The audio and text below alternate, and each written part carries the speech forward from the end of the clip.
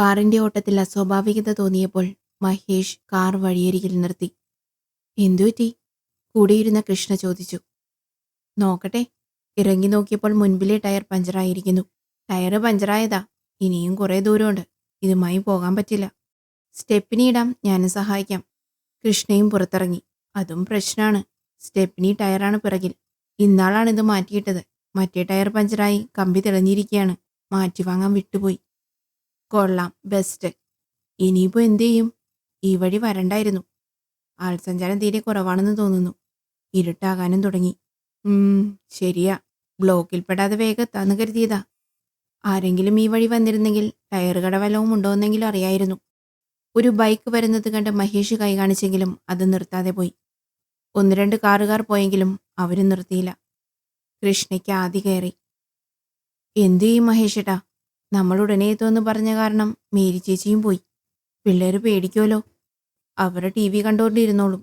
നമ്മളല്ലാതെ ആരെങ്കിലും വന്നാൽ വാതിൽ തുറക്കണ്ടെന്ന് പറഞ്ഞിട്ടുണ്ടല്ലോ. പേടിക്കണ്ട. ഇടി കുടുങ്ങുന്നുണ്ടല്ലോ ഏട്ടാ.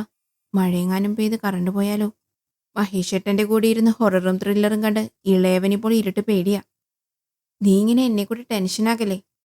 എനിക്ക് വയ്യ. പിള്ളേരെ കൂടാതെ ഇനി മേലാൻ ഞാൻ എങ്ങോട്ടുമില്ല. എൻ്റെ കൃഷ്ണ, അവരെ കാത്തോണേ. നീ ഒരു കാര്യം ചെയ്യ്. അപ്പുറത്തെ സുജിയോട് ഇവരെ കുറച്ചു നേരം അങ്ങോട്ടേക്ക് ഇരുത്താമെന്ന് ചോദിക്കേ. അവർ അവിടെ ഇല്ല, നാട്ടിൽ പോയിരിക്കുക. എങ്കിൽ ഞാൻ സാമിനെ ഒന്ന് വിളിച്ചു നോക്കട്ടെ. അങ്ങോട്ട് കൊണ്ടുപോകാൻ പറ്റുമെന്ന് ചോദിക്കാം. മഹേഷ് സാമിൻ്റെ നമ്പർ ഡയൽ ചെയ്തു. കോള് പെട്ടെന്ന് കട്ടായി. പിന്നെ തിരിച്ചു വിളിക്കാമെന്ന മെസ്സേജ് വന്നു. എന്താ, കിട്ടിയില്ലേ? ഇല്ല, കട്ടാക്കി. വേറെ അടുത്തുള്ള ആരുടെയെങ്കിലും നമ്പറുണ്ടോ എൻ്റെ കയ്യിൽ? ഇല്ല. ഞാൻ സുജിയെ വിളിച്ച് ചോദിക്കാം. കൃഷ്ണ സുജിയെ വിളിച്ചെങ്കിലും സുജി ഫോൺ എടുത്തില്ല. സുജി ഫോൺ എടുക്കുന്നില്ലല്ലോ. ഇനി എന്തു ചെയ്യും? കൃഷ്ണ കരച്ചിലിൻ്റെ വക്കിലെത്തി. കൃഷ്ണയെ ഒന്ന് സമാധാനിക്കേ. മഴയും പെയ്തില്ല, കറണ്ടും പോയില്ല. നീ ചുമ്മാ കരയാതെ.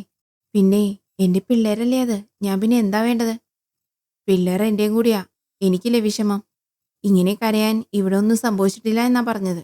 നീ ഒരു കാര്യം ചെയ്യ്. അടുത്തുള്ള വേറെ ആരുടെയെങ്കിലും നമ്പർ ചോദിച്ച് മെസ്സേജ് ഇടും. കാണുമ്പോൾ അയച്ചു തരും. ഞാൻ സാമിനും ഇടാം. മെസ്സേജ് അയച്ചു കഴിഞ്ഞ് നിൽക്കുമ്പോൾ 2 പേർ സൈക്കിൾ ചവിട്ടി വരുന്നത് കണ്ട് മഹേഷ് അവരെ കൈകാട്ടി.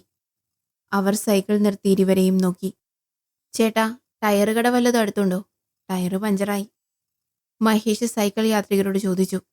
6-7 കിലോമീറ്റർ പോയി കഴിഞ്ഞാൽ ഒരെണ്ണമുണ്ട്. കൂട്ടത്തിൽ 10-45 വയസ്സ് തോന്നിക്കുന്ന ആളാണ് മറുപടി പറഞ്ഞത്. ചേട്ടൻ്റെ കയ്യിൽ അവിടുത്തെ ഫോൺ നമ്പർ വല്ലതും ഉണ്ടോ? എൻ്റെ കയ്യിലൊന്നുമില്ല. നിങ്ങൾക്ക് സ്റ്റെപ്പിനി മാറ്റിയിട്ടൂടെ? അതും പഞ്ചറാണ് ചേട്ടാ. ഞാൻ ടയർ കട സെർച്ച് ചെയ്ത് നോക്കി. അടുത്തുള്ളതായി ഒന്നും കണ്ടില്ല. ഈ ഭാഗത്ത് ചെറിയ കടകൾ വല്ലതും ഉണ്ടോയെന്നറിയാനായിരുന്നു. ആ കടയല്ലാതെ വേറൊന്നും എനിക്കറിയില്ല. നീ ഏതെങ്കിലും ഓർക്കുന്നുണ്ടോടാ അബ്ദു? ഇല്ലോതേ ചേട്ടാ, സൂര്യ ടയർ വർക്ക്സ് അല്ലേ. അതല്ലാതെ വേറെ അടുത്തൊന്നുമില്ല. 25-ൽ താഴെ പ്രായം പറയാവുന്ന മറ്റേയാൾ പറഞ്ഞു. സൂര്യയോ ചന്ദ്രയോ പേരൊന്നും എനിക്ക് ഓർമ്മയില്ല. നിങ്ങളിനി എന്തു ചെയ്യും? ഉദയൻ ചോദ്യഭാവത്തിൽ അവരെ നോക്കി. ചേട്ടാ, വല്ല ഓട്ടോയോ ടാക്സിയോ കിട്ടാൻ മാർഗമുണ്ടോ? കൃഷ്ണ ചോദിച്ചു.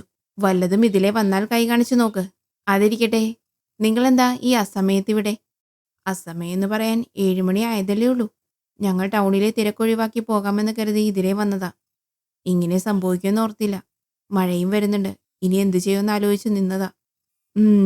മഴ, ആളൊഴിഞ്ഞിടം, സൗകര്യം നോക്കി വന്നതാടാവേ. ഉദയൻ ഊറിച്ചിരിച്ചുകൊണ്ട് അബ്ദുവിനോട് പറഞ്ഞു. അബ്ദു ചിരിച്ചെന്ന് വരുത്തി. മഹേഷ് കൃഷ്ണയോടായി പറഞ്ഞു. കൃഷ്ണ കാറിനകത്തിരുന്നോ? മഴ ചാറാൻ തുടങ്ങി. മഹേഷ് ഏട്ടന് കാറിൽ കയറിയിരിക്കെ. വെറുതെ പനി പിടിപ്പിക്കണ്ട. കൃഷ്ണ കാറിൽ കയറിയിരുന്നു. ചേട്ടാ, ഞങ്ങൾക്ക് തമാശ കെട്ടി നിൽക്കാനുള്ള സമയമില്ല. എന്തെങ്കിലും സഹായം ചെയ്യാൻ പറ്റുമോ? വീട്ടിൽ പിള്ളേര് തനിച്ചാണ്. വേഗം അങ്ങെത്തണം. മഹേഷ് പതഞ്ഞു വന്ന ദേഷ്യം ഉള്ളിലടക്കി ചോദിച്ചു. ഞങ്ങളെന്നാ ചെയ്യാനാ? നിങ്ങൾ വീണ്ടും വിചാരമില്ലാതെ ഇതിലേ വന്നതിന്. ചേട്ടൻ സൈക്കിളിൽ ആ ടയർ കട വരെ ഒന്ന് ചെന്ന് ആരെയും വിളിച്ചുകൊണ്ടൊന്ന് വരാമോ? അതേ, ഞാനും ജോലിക്ക് പോയി ക്ഷീണിച്ചു വരുന്ന വഴിയാ. മഴയെങ്ങാനും പെയ്താൽ എനിക്കും പ്രശ്നം തന്നെ. അതിരിക്കട്ടെ, നിങ്ങൾ ഭാര്യയും ഭർത്താവാണെന്നല്ലേ പറഞ്ഞത്? അല്ല, പിള്ളേരുടെ കാര്യമൊക്കെ പറയുന്നത് കേട്ട് ചോദിച്ചതാ. പക്ഷേ കണ്ടിട്ട് അങ്ങനെയൊന്നും തോന്നുന്നില്ലല്ലോ. അയാൾ കൃഷ്ണ കാറിലിരുന്ന ഭാഗത്തേക്ക് നീങ്ങി നിന്ന് ചോദിച്ചു. കൃഷ്ണ അസഹ്യതയോടെ മുഖം തിരിച്ചു. ഓ, ചേച്ചി എന്താ മുഖം മാറ്റിയത്?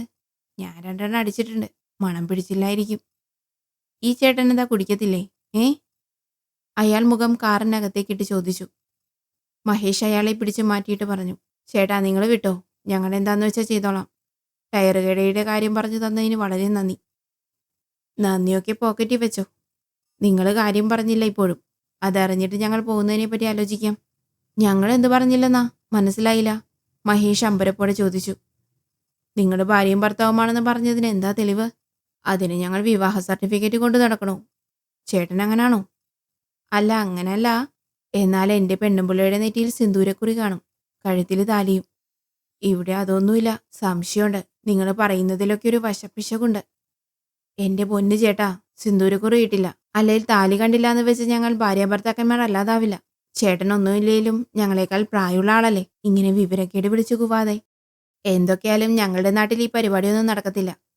ഇങ്ങോട്ട് ഇറങ്ങിയേച്ചി, എല്ലാം ഒരു തീരുമാനമാക്കിയിട്ട് പോകാം. ഉദയൻ കാറിന്റെ ഡോറ് തുറന്നു. കൃഷ്ണ ഭയന്നു ഒതുങ്ങിയിരുന്നു. മഹേഷ് ഉദയന്റെ കൈ പിടിച്ചു മാറ്റി ഡോർ അടച്ചു. ചേട്ടനോട് മര്യാദയുടെ ഭാഷയിൽ ഞാൻ ഉള്ള കാര്യം പറഞ്ഞു. ദയവ് ചെയ്തൊന്ന് പോയി തരാമോ? ഞാൻ കാല് പിടിക്കാം. നീ കാലൊന്നും പിടിക്കണ്ടടാ, ഉള്ള കാര്യം പറഞ്ഞേച്ച് നിന്റെ പാട് നോക്കിപ്പോടാ. ഉദയന്റെ മട്ടും ഭാവവും എല്ലാം മാറി. ചേട്ടാ, മര്യാദയ്ക്ക് സംസാരിക്കണം. ഇവിടെ ഇപ്പം തെറി പറയേണ്ട കാര്യം എന്താ? ഞങ്ങളുടെ ചേട്ടനോട് ഇതുവരെ മര്യാദയ്ക്കാണ് സംസാരിച്ചത്. ചേട്ടൻ്റെ അകത്ത് കിടക്കുന്ന സാധനമാണ് ഇതൊക്കെ പറയിപ്പിക്കുന്നത്. ചേട്ടൻ പോകാൻ നോക്ക്. നീ ആരാടാ എൻ്റെ നാട്ടിൽ നിന്ന് എന്നെ മര്യാദ പഠിപ്പിക്കാൻ? ഉദയൻ മഹേഷിന്റെ കോളറിൽ കയറി പിടിച്ചു. അബ്ദു ഉദയനെ തടയാൻ ശ്രമിച്ചു. വേണ്ട ഉദയൻ ചേട്ടാ, അവർ എന്തേലും ചെയ്യട്ടെ, നമുക്ക് പോവാം. നീ പോടാ, ഇവനെയൊക്കെ അങ്ങനെ അങ്ങ് വിട്ടുകൊടുക്കാമോ? ആണുങ്ങളുടെ കൈയുടെ ചൂടവൻ അറിഞ്ഞിട്ടില്ല, അതാ ഇത്ര നെകളിപ്പ്. മഹേഷ് ബലം പ്രയോഗിച്ച് ഉദയന്റെ കൈ വിടുവിച്ചു. അയാളുടെ നെഞ്ചിൽ പിടിച്ച് തള്ളുകയും ചെയ്തു. അപ്രതീക്ഷിതമായതിനാൽ ഉദയൻ പിറകിലേക്ക് വീണുപോയി. അയാൾ ഉരുണ്ട് പുരണ്ട് എണീക്കാൻ നോക്കുന്നതിനിടയിൽ മുണ്ടഴിഞ്ഞുപോയി. ആ തക്കത്തിന് മഹേഷ് കാറിനുള്ളിൽ കയറി ലോക്ക് ചെയ്തു. ദൂരെ നിന്നും ഒരു വണ്ടിയുടെ വെളിച്ചം കണ്ട് മഹേഷ് അങ്ങോട്ട് നോക്കി. മഹേഷ് ഏട്ടാ. കൃഷ്ണയുടെ നിലവിളി കേട്ട മഹേഷ് അവളിരുന്നിടത്തേക്ക് നോക്കി. പിറകിൽ നിന്ന് വന്ന വണ്ടിയുടെ വെളിച്ചത്തിൽ മഹേഷ് അത് കണ്ടു. കയ്യിൽ ഉയർത്തിപ്പിടിച്ച ഒരു വലിയ പാറക്കല്ലുമായി ജെട്ടി മാത്രമിട്ട് കാറിന് നേരെ വേച്ച് വേച്ച് നടന്നു വരുന്ന ഉദയൻ. മഹേഷ് സ്തബ്ധനായിരുന്നു പോയി. അയാൾ കാറിന്റെ ഗ്ലാസ് പൊട്ടിക്കാനാകും വരുന്നതെന്ന് തോന്നി. പെട്ടെന്ന് അബ്ദു ഉദയനെ കയറി പിടിച്ചു. ഉദയൻ ചേട്ടാ, നിങ്ങൾക്കെന്താ ഭ്രാന്തായോ? കല്ല് താഴെയിട്ടെ, നിങ്ങൾ എന്നെ കൂടി പ്രശ്നത്തിലാക്കും. നീ പോടാ, എന്നെ തള്ളിയിട്ടിട്ട് അവൻ കയറിയിരുന്ന് സുഖിക്കണ്ട. ഇന്നവന്റെ അവസാന. വിടടാ എന്നെ. ഉദയൻ അബ്ദുവിനെ കുടഞ്ഞെറിയാൻ നോക്കിയെങ്കിലും അവൻ വിട്ടില്ല. അകലെ നിന്നും വന്ന കാർ അവരുടെ അടുത്ത റോഡരികിൽ ഒതുക്കി. അതിൽ നിന്നും കണ്ണട വെച്ച സുമുഖനായ ഒരു ചെറുപ്പക്കാരൻ ഇറങ്ങി. കാറിൽ അയാൾ മാത്രമേ ഉണ്ടായിരുന്നുള്ളൂ. അയാൾ അവരുടെ അടുത്തേക്ക് നടന്നു ചെന്നു. എന്താ ഉദയ, കല്ലൊക്കെ പൊക്കി പിടിച്ചോണ്ട് എന്താ കാര്യം? ജോഷി സാറേ, ഇവർ ഭയങ്കര ഉഡായിപ്പ് പാർട്ടികളാ. ചോദിക്കാൻ ചെന്ന എന്നെ പിടിച്ച് തള്ളി. വെറുതെ വിട്ടാൽ ശരിയാവില്ല. സാറ് കൂടെ വന്നത് നന്നായി. വിളിച്ചിറക്കി ചോദിക്കു സാറേ. ആദ്യം താൻ ആ കല്ല് താഴെ ഇടും. കൈ കഴിക്കുന്നില്ലേ? ബാക്കി നമുക്ക് വേണ്ട പോലെ ചെയ്യാം. ഉദയനൊന്നും മടിച്ച് കല്ല് താഴെയിട്ടു. എന്നിട്ട് അഴിഞ്ഞു കിടന്ന മുണ്ടെടുത്ത് ഉടുത്തുകൊണ്ട് പറഞ്ഞു, സാറ് വന്നതുകൊണ്ട് നീ തൽക്കാലം രക്ഷപ്പെട്ടു. അല്ലേൽ ഉദയൻ ആരാണെന്ന് നീ അറിഞ്ഞേനെ. കേട്ടോടാ. ഉദയ, താൻ അടങ്ങ്. ഞാൻ അവരെ ഒന്ന് കാണട്ടെ. ജോഷി മഹേഷ് ഇരുന്ന സൈഡിലേക്ക് ചെന്നു. മഹേഷ് ഗ്ലാസ് താഴ്ത്തി. അവർ പരസ്പരം നോക്കി. രണ്ടുപേരും ഒരു നിമിഷം ഒന്നാലോചിച്ചു. ഡാ മഹേഷേ, ഓർമ്മയുണ്ടോടാ എന്നെ? ജോഷി, ഇത് നീയായിരുന്നു. അവിടെ നിന്ന് സംസാരിച്ചപ്പോഴും മനസ്സിലായില്ല. അല്ലേലും നിനക്കൊക്കെ എന്നെ ഇങ്ങനെ ഓർമ്മ കാണാനാ അല്ലേ? നമുക്ക് വിശദമായി പിന്നെ സംസാരിക്കാം. നിന്റെ ഭാര്യ അതാ പേടിച്ചു വിറച്ചിരിക്കുന്നു. ഞാൻ അവന്മാരെ പറഞ്ഞു വിട്ടിട്ട് വരാം. എടേ ഉദയ, ഇത് എൻ്റെ ആൾക്കാരാ, പ്രശ്നമൊന്നുമില്ല. നിങ്ങൾ മഴയ്ക്ക് മുന്നേ വീട്ടിലേക്ക് പോകാൻ നോക്ക്. ഉദയൻ മഹേഷിനെയും കൃഷ്ണയും ഒന്ന് തറപ്പിച്ചു നോക്കിയിട്ട് അബ്ദുവിനൊപ്പം സൈക്കിളെടുത്ത് ചവിട്ടിപ്പോയി. അല്പം അകലെയായപ്പോൾ അവനവരെ തിരിഞ്ഞു നോക്കി പുച്ഛഭാവത്തിൽ അബ്ദുവിനോട് പറഞ്ഞു. അവന്റെ വിചാരം പരിചയക്കാരൻ വന്നപ്പോൾ അങ്ങ് രക്ഷപ്പെട്ടെന്നായിരിക്കും. ആ പരിചയക്കാരൻ്റെ തനി സ്വഭാവം നമുക്കല്ലേ അറിയൂ. അല്ലേടാ അബ്ദു? ഇനി അവളുടെ കാര്യത്തിൽ ഒരു തീരുമാനമായിക്കോളും. അതെന്തേലും ആട്ടെ, നിങ്ങൾക്ക് എന്നാത്തിന് കേടായിരുന്നു അവരുടെ മെക്കിട്ട് കയറാൻ? മനുഷ്യനിവിടെ രണ്ടറ്റം കൂട്ടിമുട്ടിക്കാൻ പെടാപ്പാട് പെടുമ്പോഴാ അങ്ങേരുടെ ഒരു സദാചാരം പഠിപ്പിക്കൽ. അവര് ഭാര്യ ഭർത്താക്കന്മാര് തന്നെ. എനിക്ക് സംശയമൊന്നുമില്ല അതിൽ. പിന്നെ എനിക്ക് സംശയമുണ്ടെന്നാണോ നീ വിചാരിച്ചേ? ഇതൊക്കെയല്ലേ മോനെ ഒരു രസം. എൻ്റെ അള്ളാ, ഇയാളെ എന്നെയും കൂടി കൊലയ്ക്ക് കൊടുക്കുമല്ലോ. ഇങ്ങനെയാണേ ഞാൻ ഒറ്റയ്ക്ക് പോവുകയും വരെയും ചെയ്തോളാം. കാര്യമില്ലാത്ത കാര്യത്തിനും പുലിവാല പിടിക്കാനും പോലീസ് സ്റ്റേഷൻ കയറി ഇറങ്ങാനൊന്നും നേരെയില്ലാത്തോണ്ടാ. ഹാ, നീ ചൂടാവല്ലേ, വിട്ടുകള. ഇന്നടിച്ചത് ഇത്തിരി കൂടിപ്പോയി. അവനോടുടക്കി ആ കെട്ട് വിടുകയും ചെയ്തു. എൻ്റെ പടച്ചോനെ അവരെ കാത്തോണേ, അബ്ദു നെടുവീർപ്പോടെ പ്രാർത്ഥിച്ചു. ഇതേ സമയം ജോഷി മഹേഷിനോട് കാര്യങ്ങളൊക്കെ തിരക്കിയിരുന്നു. ജോഷിയുടെ എസ്റ്റേറ്റിൽ അല്ലറ ചില്ലറ പണിക്കൊക്കെ വരാറുള്ളതാണ് ഉദയനും അബ്ദുവും. അതാണ് അവർ തമ്മിലുള്ള പരിചയമെന്ന് അയാൾ മഹേഷിനോട് പറഞ്ഞു. ജോഷി, ദൈവമായിട്ടാ നിന്നെ ആ നേരം ഇവിടെ എത്തിച്ചത്. ആദ്യമായിട്ട് എനിക്കിങ്ങനെ ഒരു അനുഭവം. തല്ലുകൂടിയൊന്നും എക്സ്പീരിയൻസ് ഇല്ല. കല്ലുകൊണ്ടെങ്ങാനും കിട്ടിയിരുന്നെങ്കിൽ ഇവിടെ കിടന്ന് ചാകുകയെ നിവർത്തിയുള്ളൂ. ആ, എന്നെക്കൊണ്ട് അങ്ങനെ ഒരു ഉപകാരം ഉണ്ടായല്ലോ. നമുക്കൊരു കാര്യം ചെയ്യാം. എൻ്റെ വണ്ടിയിൽ നിങ്ങളെ ടയർ കടയിലാക്കാം. അവിടെ നിന്ന് ആരെങ്കിലും ഇങ്ങോട്ട് കൊണ്ടുവന്ന് ടയർ മാറ്റിക്കാം. എൻ്റെ വണ്ടിയുടെ സ്റ്റെപ്പിന് ഇതിന് കറക്റ്റ് ആവില്ല. അല്ലെങ്കിൽ ഇപ്പോൾ തന്നെ മാറ്റായിരുന്നു. വലിയ ഉപകാരം ജോഷി. കൃഷ്ണ ഇറങ്ങ്, കുടയും എടുത്തോ. അവരുടെ കാറ് ലോക്ക് ചെയ്തിട്ട് മഹേഷ് ജോഷിയോടൊപ്പം മുൻപിലെ സീറ്റിലിരുന്നു. കൃഷ്ണ പുറകിലും. കുട്ടികളെ ഓർത്ത് കൃഷ്ണയ്ക്ക് ഒരു സമാധാനവുമില്ലായിരുന്നു. അവളപ്പോഴും ആൾക്കാരെ ഫോണിൽ ശ്രമിച്ച് പരാജയപ്പെട്ടുകൊണ്ടിരുന്നു. മഹേഷിന് തെല്ലൊരാശ്വാസമായിരുന്നു. ഇത്രയും ഭീതി നിറഞ്ഞൊരു സാഹചര്യം വന്നപ്പോൾ ഒരാളെ സഹായത്തിന് കിട്ടിയല്ലോ. പഠിക്കുന്ന കാലം തൊട്ടേ ജോഷിയുമായി വലിയ അടുപ്പമോ സൗഹൃദമോ ഇല്ലായിരുന്നെങ്കിലും ഒന്നിച്ചു പഠിച്ച ആൾ, പരിചയക്കാരൻ, നാട്ടുകാരൻ, ആ ഒരു സമാധാനം. പുറത്ത് മഴ പെയ്തു തുടങ്ങിയിരുന്നു. അവരുടെ കാർ ഉദയനെയും അബ്ദുവിനെയും കടന്നുപോയി. വീണ്ടും അവരെ കണ്ട പിരിമുറുക്കം കുറയ്ക്കാനും പരിചയം പുതുക്കാനുമായി മഹേഷ് ജോഷിയോട് ചോദിച്ചു. ജോഷി ആളാകെ മാറിയല്ലോ. ക്ലീൻ ഷേവൊക്കെയായി ആകപ്പാടെ ഒരു ചുള്ളൻ ലുക്ക്. ആദ്യം പിടികിട്ടിയതേയില്ലാട്ടോ. ഗൾഫിലല്ലായിരുന്നോ നീ? എന്നാ നാട്ടിൽ സെറ്റിലായത്? ഞാൻ നാട്ടിലായിട്ട് കുറച്ചു നാളായി. മഹേഷിന് പിന്നെ നമ്മളെയൊക്കെ പണ്ടേ കണ്ടാൽ അറിയില്ലല്ലോ. കല്യാണം പോലും വിളിച്ചില്ല. ജോഷി പിറക്കിൽ കൃഷ്ണയെ നോക്കിക്കൊണ്ട് പറഞ്ഞു. എല്ലാത്തിനും ഞാൻ മാത്രമേ ഉണ്ടായിരുന്നുള്ളൂ ജോഷി. കുറേ പേരെ അങ്ങനെ വിട്ടുപോയി. പറയത്തെ കടുപ്പില്ലാത്തത് കൊണ്ട് ജോഷിയുടെ പേര് പോലും ആ സമയത്ത് വന്നില്ലായിരുന്നല്ലോ എന്ന് മഹേഷ് മനസ്സിലോർത്തു.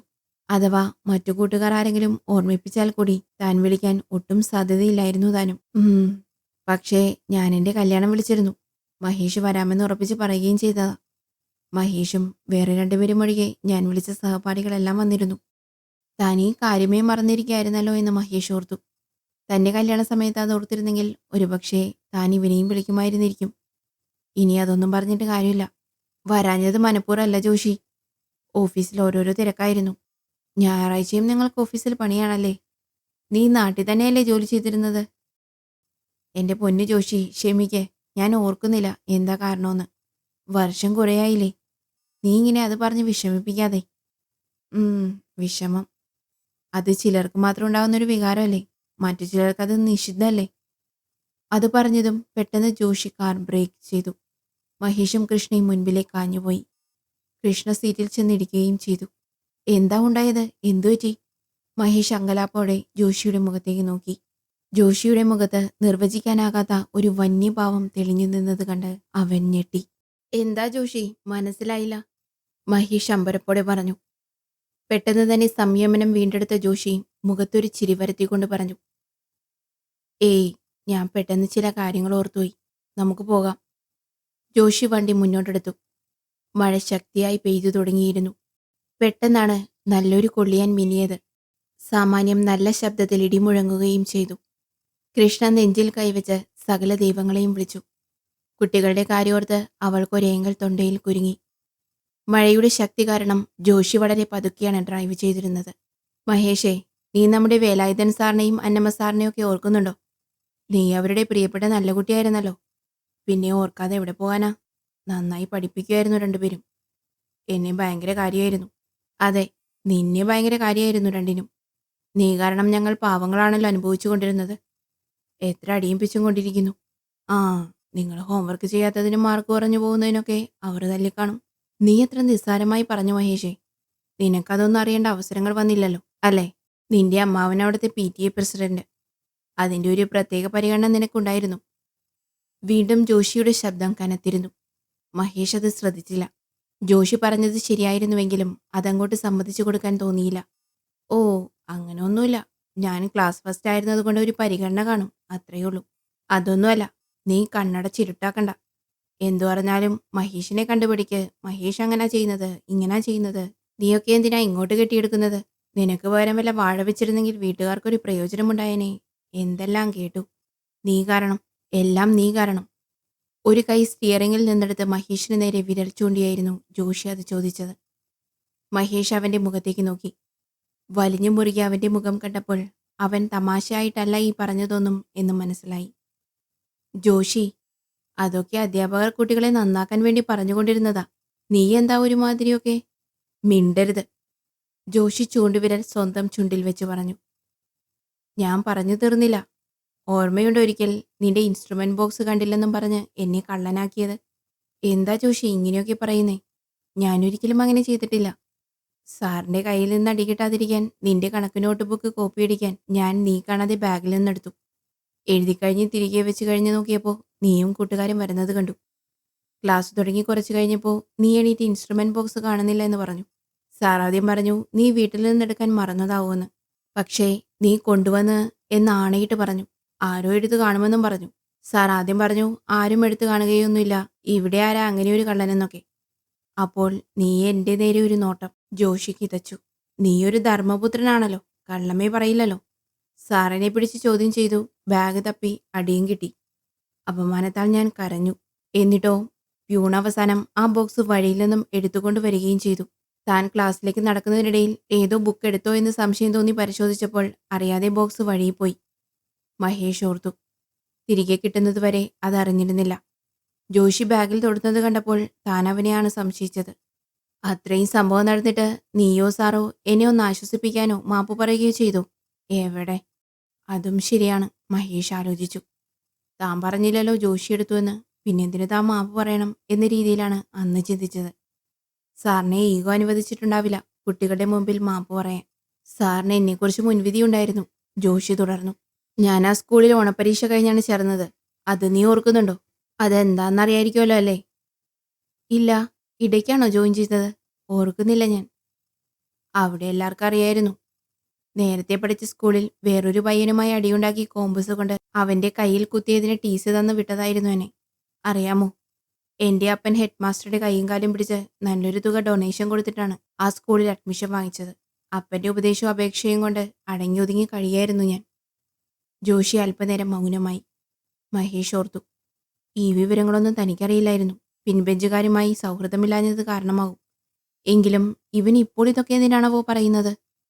ജോഷി തുടർന്നു. അങ്ങനെയുള്ള എന്നോടാണ് നിന്റെ അന്നത്തെ ആ പെരുമാറ്റം. ഞാനൊരു അവസരത്തിനായി തക്കം പാർത്തിരുന്നു. ആ വർഷം പറ്റിയ സന്ദർഭമൊന്നും കിട്ടിയില്ല. പിറ്റേ കൊല്ലം നീ ആ സ്കൂളിൽ നിന്ന് മാറി. സ്കൂൾ തുറന്നതിന് ശേഷമാണ് ഞാനും അതറിഞ്ഞത്. നിന്റെ ഭാഗ്യം. അച്ഛന് ട്രാൻസ്ഫർ ആയതുകൊണ്ട് തനിക്ക് സ്കൂൾ മാറേണ്ടി വന്നത് മഹേഷ് ഓർത്തു. എങ്കിലും ജോഷി ഇത്രയ്ക്കും പകം മനസ്സിൽ സൂക്ഷിച്ചിരുന്നത് ഒരു അത്ഭുതമായി തോന്നുകയും ചെയ്തു. ഇപ്പോഴും അതെൻ്റെ മനസ്സിൽ ഇടയ്ക്കിടെ തികട്ടി വരും. ജീവിതകാലത്ത് ഞാനത് മറക്കില്ല. ഇന്ന് ദൈവമായി നിന്നെ എൻ്റെ മുന്നിലെത്തിച്ചു. ജോഷി പല്ലും ഞെരിച്ച് കൈ രണ്ടും ഉയർത്തി സ്റ്റിയറിങ്ങിൽ തിരിച്ചു. വണ്ടി നിർത്തിക്കേ. സൂര്യ ടയർ വർക്ക്സ്, ഇതല്ലേ ആ ടയർ കട? പെട്ടെന്ന് കൃഷ്ണ ചോദിച്ചു. ജോഷി വണ്ടി നിർത്തി. അല്പം മുന്നോട്ട് പോയിരുന്നതിനാൽ വണ്ടി പിറകോട്ടെടുത്ത് നിർത്തി. മഹേഷിന് ശ്വാസം നേരെ വീണു. മഴ ചാറ്റൽ മാത്രമായി മാറിയിരുന്നു. ജോഷിയും മഹേഷും കടയിൽ കയറി കാര്യം പറഞ്ഞു. ഒരാൾ സ്റ്റെപ്പിനിയും ടൂൾസുമായി ബൈക്കിൽ അങ്ങോട്ടേക്ക് ചെല്ലാമെന്നേറ്റു. മഹേഷ് കൃഷ്ണയോട് വിവരം പറഞ്ഞു. നീ കടയിൽ വെയിറ്റ് ചെയ്യൂ, ഞാൻ പോയിട്ട് വരാം. അതെങ്ങനാ? ഞാൻ പരിചയമില്ലാത്ത സ്ഥലത്ത് ഒറ്റയ്ക്കിരിക്കാനോ? അതും ഈ നേരത്ത്? ഞാനും വരാം. അതെങ്ങനെ പറ്റും കൃഷ്ണ? ബൈക്കിലാണ് പോകുന്നേ. ജോഷി അവരുടെ അടുത്തേക്ക് ചെന്നു. മഹേഷ് പോയി വണ്ടിയുമായി വരാൻ കുറച്ച് ടൈം എടുക്കും. എനിക്ക് പോയിട്ട് അല്പം ധൃതിയുണ്ടായിരുന്നു. വൈഫിനെ ഞാൻ വീട്ടിലാക്കാം. കുട്ടികൾ പേടിച്ചിരിക്കായിരിക്കില്ലേ? ഞാൻ പോകുന്ന വഴി അല്പം തിരിഞ്ഞാൽ പോരെ? അത് പ്രശ്നമില്ല, ഞാൻ അങ്ങോട്ടേക്കാക്കാം. കേട്ടപ്പോൾ കൃഷ്ണയ്ക്ക് അത് കൊള്ളാമെന്ന് തോന്നി. എത്രയും പെട്ടെന്ന് വീടെത്താലോ? മഹേഷ് എന്തെങ്കിലും പറയുന്നതിന് മുന്നേ തന്നെ കൃഷ്ണ പറഞ്ഞു. ശരിയാ മഹേഷ് ഏട്ടാ, അത് മതി. ഇവിടെ പേടിച്ച് പേടിച്ചിരിക്കുന്നതിലും നല്ലത് അടുത്ത മഴയ്ക്ക് മുന്നേ വീടെത്താം. എന്തൊരു ഇടിയാ കുറേ മുന്നേ കേട്ടത്. എന്തായാലും പെട്ടെന്ന് അങ്ങ് എത്തണം എനിക്ക്.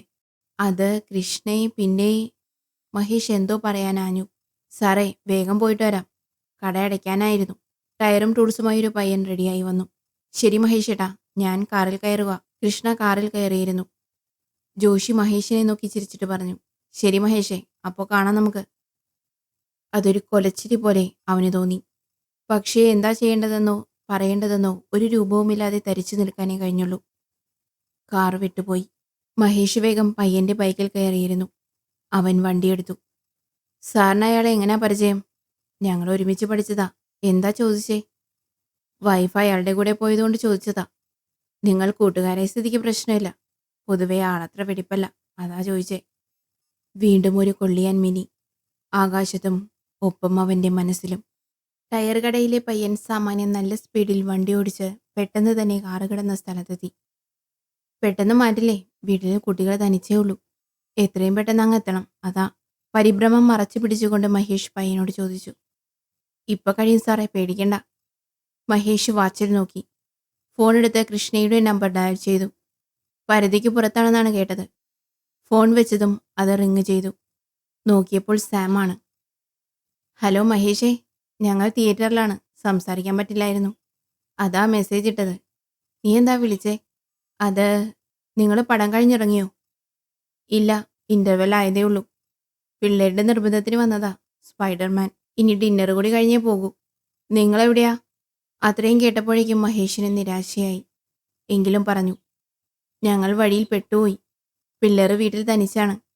നിങ്ങളുടെ വീട്ടിലോട്ട് കൊണ്ടുപോകാമെന്ന് ചോദിക്കാനായിരുന്നു. ഇനിയിപ്പോൾ അത് പറ്റില്ലല്ലോ. അയ്യോടാ, ഇത് നേരത്തെ അറിഞ്ഞിരുന്നേൽ. നിങ്ങളിപ്പോൾ എവിടാ? മഹേഷ് സ്ഥലം പറഞ്ഞു. ഞങ്ങൾ സിറ്റിയിലുള്ള തിയേറ്ററിലാണ്. ഇപ്പോൾ ഇറങ്ങിയാലും അരമണിക്കൂർ കഴിയും അങ്ങെത്താൻ. നിങ്ങൾക്കും ആ സമയം കൊണ്ട് അങ്ങെത്താം. അല്ലേ ഞാൻ പോയിട്ട് വരണോ? ഇവരോടൊക്കെ പറഞ്ഞ് കൺവിൻസ് ചെയ്ത് കൊണ്ടുപോകാൻ പാടാ. നീനിയുടെ അനിയത്തിയും പിള്ളേരൊക്കെ ഉണ്ട്. അയ്യോ, അതൊന്നും വേണ്ട. ടയർ ഇപ്പോൾ മാറ്റിയിടും. പറഞ്ഞ പോലെ ഒരേ ടൈമായിരിക്കും അവിടെ എത്താൻ. അവരെ വെറുതെ മുഷിപ്പിക്കണ്ട. വീടിൻ്റെ അടുത്തുള്ള വീട്ടുകാർ നാട്ടിൽ പോയിരിക്കുകയാണ്. വേറെ ആരുടെയും നമ്പർ ഇല്ലതാനും. സാമിൻ്റെ കയ്യിൽ ആരുടെയെങ്കിലും ഉണ്ടോ? നോക്കട്ടെ, ഓർമ്മ വരുന്നില്ല. പേടിക്കാതിരിക്കേ. അവർ ആമ്പിള്ളേരല്ലേ, നമ്മളെക്കാളൊക്കെ ധൈര്യശാലികളാ പിള്ളേര്. എടാ, ഇടിയും മഴയൊക്കെയാ. കറണ്ട് പോയാൽ അവന്മാരുടെ ധൈര്യമൊക്കെ പോകും, അതാ. ഇവിടെയെങ്ങും പെയ്യുന്നില്ല, പേടിക്കണ്ട. ഞാൻ വെക്കുവാണ്. മോൻ ടോയ്ലറ്റിൽ പോകണമെന്ന് പറയുന്നു. ശരി സാം, ബായ്. ഇനി എന്താ ചെയ്യുക എന്നറിയാതെ മഹേഷ് വീണ്ടും കൃഷ്ണയെ വിളിച്ചു നോക്കി. പക്ഷേ വീണ്ടും പഴയ അവസ്ഥ തന്നെ. പയ്യൻ ടയർ അഴിച്ച് പുതിയതിട്ടു തുടങ്ങിയിരുന്നു. 10 മിനിറ്റിനുള്ളിൽ അവൻ ജോലി തീർത്തു. പയ്യൻ പറഞ്ഞ പൈസ കൊടുത്ത് അവന് നന്ദിയും പറഞ്ഞ് മഹേഷ് വീട്ടിലേക്ക് തിരിച്ചു. കൃഷ്ണ കാറിലിരുന്ന് സുജിയെ വിളിക്കാൻ നോക്കിയിട്ട് കിട്ടാതെ മഹേഷിനെയും ശ്രമിച്ചുകൊണ്ടിരുന്നു. സുജിക്കയച്ച മെസ്സേജ് ഇതുവരെ റീഡായിട്ടുമില്ലായിരുന്നു. ജോഷി അവിടെ ഒന്നും സംസാരിക്കാതെ നേരെ നോക്കി വണ്ടി ഓടിക്കുന്നു. മഴ വീണ്ടും ശക്തി പ്രാപിച്ചു. റോഡിൽ അവിടെ ഇവിടെ വെള്ളക്കെട്ടുകൾ കാണാൻ തുടങ്ങി. ജോഷി വണ്ടി സ്പീഡ് കുറച്ചോടിച്ചു. എന്നിട്ടും ഇരു സൈഡിലേക്കും വെള്ളം ചീറ്റിത്തെറിച്ചുകൊണ്ടിരുന്നു. പണി പാളിയോ കൃഷ്ണ? വെള്ളം കൂടിക്കൂടി വരുന്നല്ലോ. ഈശ്വരാ, ഇതെന്തൊരവസ്ഥ. ഏതു നേരത്താണോ ഈ വഴി വരാൻ തോന്നിയത്? ആ, അതുകൊണ്ടല്ലേ എനിക്ക് നിങ്ങളെ കാണാൻ പറ്റിയത്? ജോഷി കൃഷ്ണയെ ഉറ്റുനോക്കി ചോദിച്ചു. കാർ ഒരു ജംഗ്ഷനിലെത്തിയിരുന്നു. 4-5 പേർ കുടയുമായി നിന്ന് വണ്ടിക്ക് കൈകാണിച്ചു നിർത്തി. ജോഷി വണ്ടി നിർത്തി ഗ്ലാസ് അല്പം താഴ്ത്തി കാര്യം അന്വേഷിച്ചു. അല്പം കഴിഞ്ഞ് വണ്ടിയെടുത്ത് ഇടത്തോട്ടുള്ള റോഡിൽ കൂടി പോയി. എന്താ, എന്തുപറ്റി? കൃഷ്ണ ചോദിച്ചു. നമ്മൾ പോകുന്ന വഴിയിൽ കണ്ടമാനം വെള്ളം കയറി കിടക്കുന്നു. ഡൈവേർട്ട് ചെയ്തു പോകണമെന്ന് പറയാൻ നിന്ന സന്നദ്ധ പ്രവർത്തകരാണത്. അയ്യോ, വഴിയറിയുമോ ഇതിലേ പോയാൽ? അത് പേടിക്കണ്ട, ഇവിടുത്തെ ഒട്ടുമിക്ക വഴികൾ എനിക്കറിയാം. മാത്രമല്ല, ഈ വഴിയിൽ ഇനിയും ഡയറക്ഷൻ തരാൻ ആൾക്കാർ നിൽപ്പുണ്ടെന്നാണ് അവർ പറഞ്ഞത്. അത് ശരിയാണെന്ന് അല്പം ചെന്നപ്പോൾ കൃഷ്ണയ്ക്ക് മനസ്സിലായി. ഓരോ ചെറിയ ജംഗ്ഷനുകളിലും കുട പോലുമില്ലാതെ ആൾക്കാർ വഴികാട്ടാൻ നിന്നിരുന്നു. കൃഷ്ണ അവരോട് മനസ്സിൽ നന്ദി പറഞ്ഞു. റോഡിന്റെ വീതി നന്നേ കുറവായിരുന്നു. വഴിതിരിഞ്ഞു വന്ന വാഹനങ്ങൾ കാരണം റോഡിൽ ബ്ലോക്ക് കൂടി വന്നു. ഇടയ്ക്കിടെ അവർക്കെതിരെയും വാഹനങ്ങൾ വന്ന് ആകെ കൂടി യാത്ര മന്ദഗതിയിലായി. ഇങ്ങനെ പോയാൽ നമ്മൾ എപ്പോൾ വീടെത്തും? എനിക്കാകെ ടെൻഷനാവുന്നു, കൃഷ്ണ വേവലാതിയോടെ പറഞ്ഞു. ജോഷി ഒന്നും മിണ്ടിയില്ല. അല്പദൂരം കഴിഞ്ഞപ്പോൾ അയാൾ ഒരു പോക്കറ്റ് റോഡിലേക്ക് വണ്ടി കയറ്റി. എന്താ ഇങ്ങോട്ട് കയറിയത്? ബാക്കി എല്ലാ വണ്ടിയും നേരെ പോവുകയാണല്ലോ. കൃഷ്ണ സംശയത്തോടു കൂടി ചോദിച്ചു. ഇങ്ങനെയും ഒരു വഴിയുണ്ട്. ഇവരുടെ പിറകെ ഇഴഞ്ഞു പോകുന്നതിലെളുപ്പം നമുക്ക് മറ്റേ റോഡിലെത്താം.